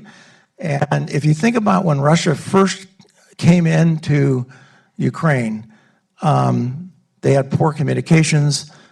They completely misunderstood and misread the situation, thinking of how they would be received. They ran out of fuel. They ran out of food. The morale was low. Any military person will tell you that is exactly when you strike, and we didn't do it. And the Ukrainians were able to hold off, push back, but it is unrealistic to ask Ukraine to fight the largest army on the European continent and do it without the proper tools. And so we are setting them up for a stalemate right now. And anybody who thinks about our investment going forward should realize that it's a bad strategy to set them up for a stalemate. We need to set them up so they can win. Why would we not want somebody else who is putting their lives on the line, that is fighting for their sovereignty, their democracy, their freedom? Why would we not want to stand both on the moral ground and based on the principles that this country is about? And then on top of that, why would we not want to make sure that we're not fighting the war in a year or 2 years?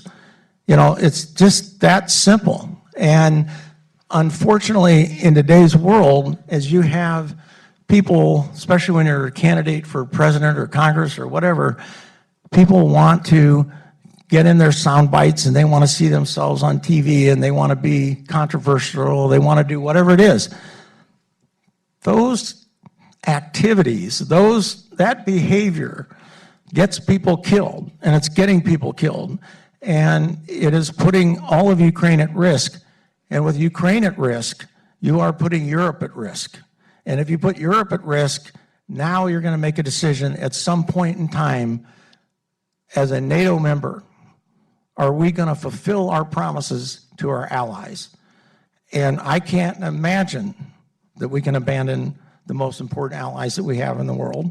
And what does that then send us the message to others, whether it's Iran or North Korea or China, whoever it is? What message does that then send? And what are the consequences of that? I think if you look down, I mean, it's amazing how we don't learn from history. I mean, I could go back and pick a number of things in history that looked just like this or similar enough that you could identify it. And we have always failed to step up fast enough and strong enough, and a lot of times failed to step up at the right time. We missed the right time. Now we don't have time. So I don't see how we have a choice. Antoine, if I could, I'm going to attempt very brief answers that I think are generally in the same spirit, but not nearly with the power and passion. But I think what I would say as a defense analyst is that I don't know how well it will work once we provide the F-16s and the ATACMS, but I think we owe it to the Ukrainians to give them a try. Because in pure defense analysis terms, it's pretty hard to predict what the effects will be of any additional incremental increase in assistance. But we don't know that they'll fail either. So my view is I'm agnostic as to what we do in 2026. or 2025. But for now, I do want to turn up the gas myself. And on your first question, if I could, what I would say is I think you're both generally right. The United States military would not want to plow through head first in this kind of a situation. We'd want to go around, or we'd want to go up and over. But it is worth noting that historically there have been times where someone did push through. If you look at the 1914 and 1918 battlefields on the Western Front, both of those, even though there were 3 years in between that were stalemate largely, those 2 years were fluid. And they were fluid when no one really had air power and when the fighting was tough and the positions were very well prepared, but there was some fluidity. So it's not impossible to make headway by going head first. It's just really hard. The last point, I was just there in a small delegation led by Dave Petraeus, and he's written this publicly as well, so I think I can, talk about it freely. And he and Fred Kagan have argued that the Ukrainians are getting fairly close to the main supply lines in and around the Sea of Azov region. And so if they can get a little bit of a opening and then push through and move 20, 30, 40 miles, then they've got an opportunity to start threatening supply lines into Crimea from their positions. So that's sort of the hopeful case for this head-first assault approach, which again is not ideal, but has at least a chance. But Michael, let me just say one thing. The difference between 1914 and 2023 is that this is a war being fought on the field by drones. And so you have eyes and ability to react that we've never seen on the battlefield. And they are now determining and using drones as weapons very effectively. And we also, I don't think I've ever seen a time, and I may be wrong, I'm not the historian, where you could take 40,000 prisoners and use them in a way strategically to try to take out a larger number of the Ukrainian troops. I mean, I just think there's so many things that are different today that it makes it much harder to predict how your moves are going to turn out. Fair enough. You got to have air superiority. Yeah, that's a fair point. So we've got, I see 2 hands. We'll take them together if we could, and then we'll wrap up, okay? So please, up here in the front, and then we'll go back to the gentleman in the black sweater. No apricot or other fancy colors that I can see, but a very nice dark blue shirt here. And there's someone else? Oh, David also. Okay, so we'll take 3, and then we'll wrap. Hi, Carl Golovin. I try to wear Brookings blue just... We love it. Disclosure, my father was born in Odessa in 1912, and it was clearly Russia, so I may have an internalized bias here. But with the breakup of the Soviet Union and the Russian people shaking off communism, there was a clear promise from the U.S. that we would not push NATO up to the borders of Russia. We would not challenge their security in that way. We've broken that promise. Hasn't Russia had a legitimate security interest that we have compromised? And then we'll go, we'll hold up here in a second, get all 3, and then wrap. So You think I'm going to remember one question after the other? that's my job. We'll see if I do it. I mean, my concern is this whole concept that that the Ukrainians are going to win this war, and we're going to extend the type of military assistance to guarantee that seems to be a course of leading to a much wider war and the possibility of a nuclear exchange. I don't think it's worth that price. Okay, and then finally, David, you have a question also? Howard, I know you have a view on the credibility of threats of nuclear escalation, and I think it would be good for you to share that. Good. So the first question, I don't remember the first question. Well, if you want, I'll try that, and then you can comment on my answer, and then I'll be done. So you're right that there is a complicated diplomatic history here. Apparently, Secretary Baker suggested in the negotiations with Gorbachev that we would not at least put combat forces on any territory east of where they already were. However, my view on this is that NATO expansion was the wrong vehicle for enhancing the security of Eastern Europe, but to blame us for an unprovoked war of aggression because Russia's pride was hurt by NATO expansion is going way too far. So I don't think we made the best. I think we should have found a new vehicle to enhance the security of Central and Eastern Europe, and I've tried to write about this.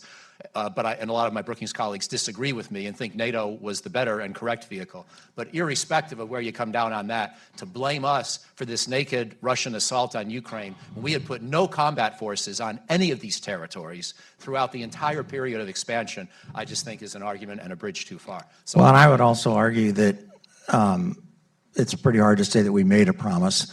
I learned when I was on the county board that one thing that you cannot do is bind a future board. And I think in politics, it's the same thing.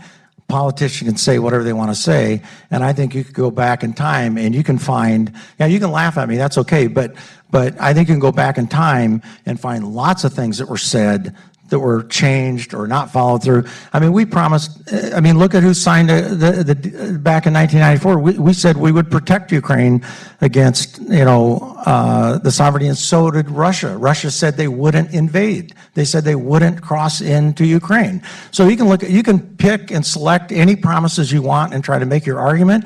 The fact is, Russia invaded another country that was sovereign. And that's the fact. So the second question is, yeah, so I'm not the best person to ask about the risk of nuclear proliferation or anything else, because I'm looking at how I see the pieces as they were, if they were to fall a certain way. So, I mean, you can define a world war a lot of different ways, but I think you have Iran and North Korea and Syria and others involved in this fight already. You have all of Europe involved. You have the United States. It's getting pretty close to a world war. I think if Ukraine falls and Putin goes into Poland, or I don't think he'll do that first. I think he'll pick Estonia or something. I mean, I think he'll be very clever.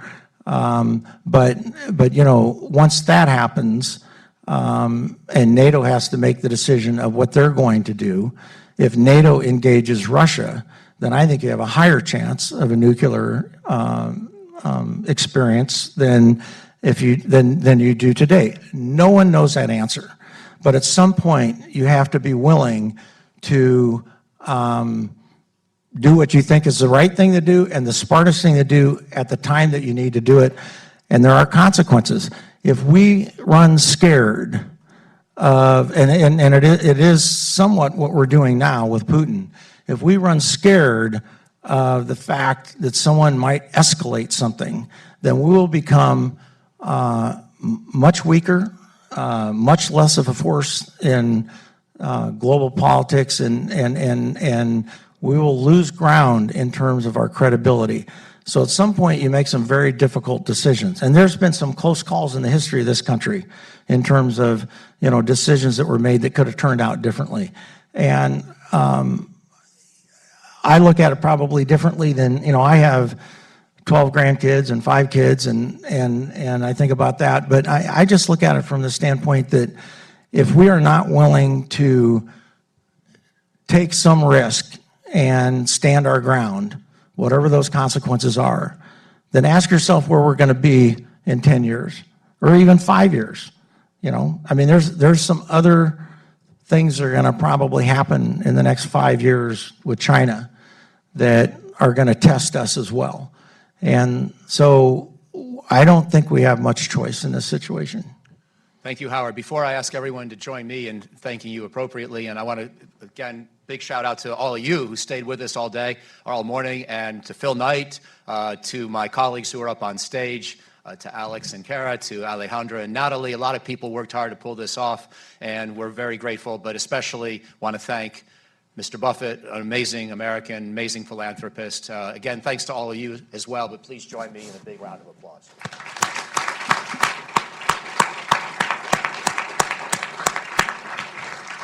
And we'll see you all soon. Thanks for coming.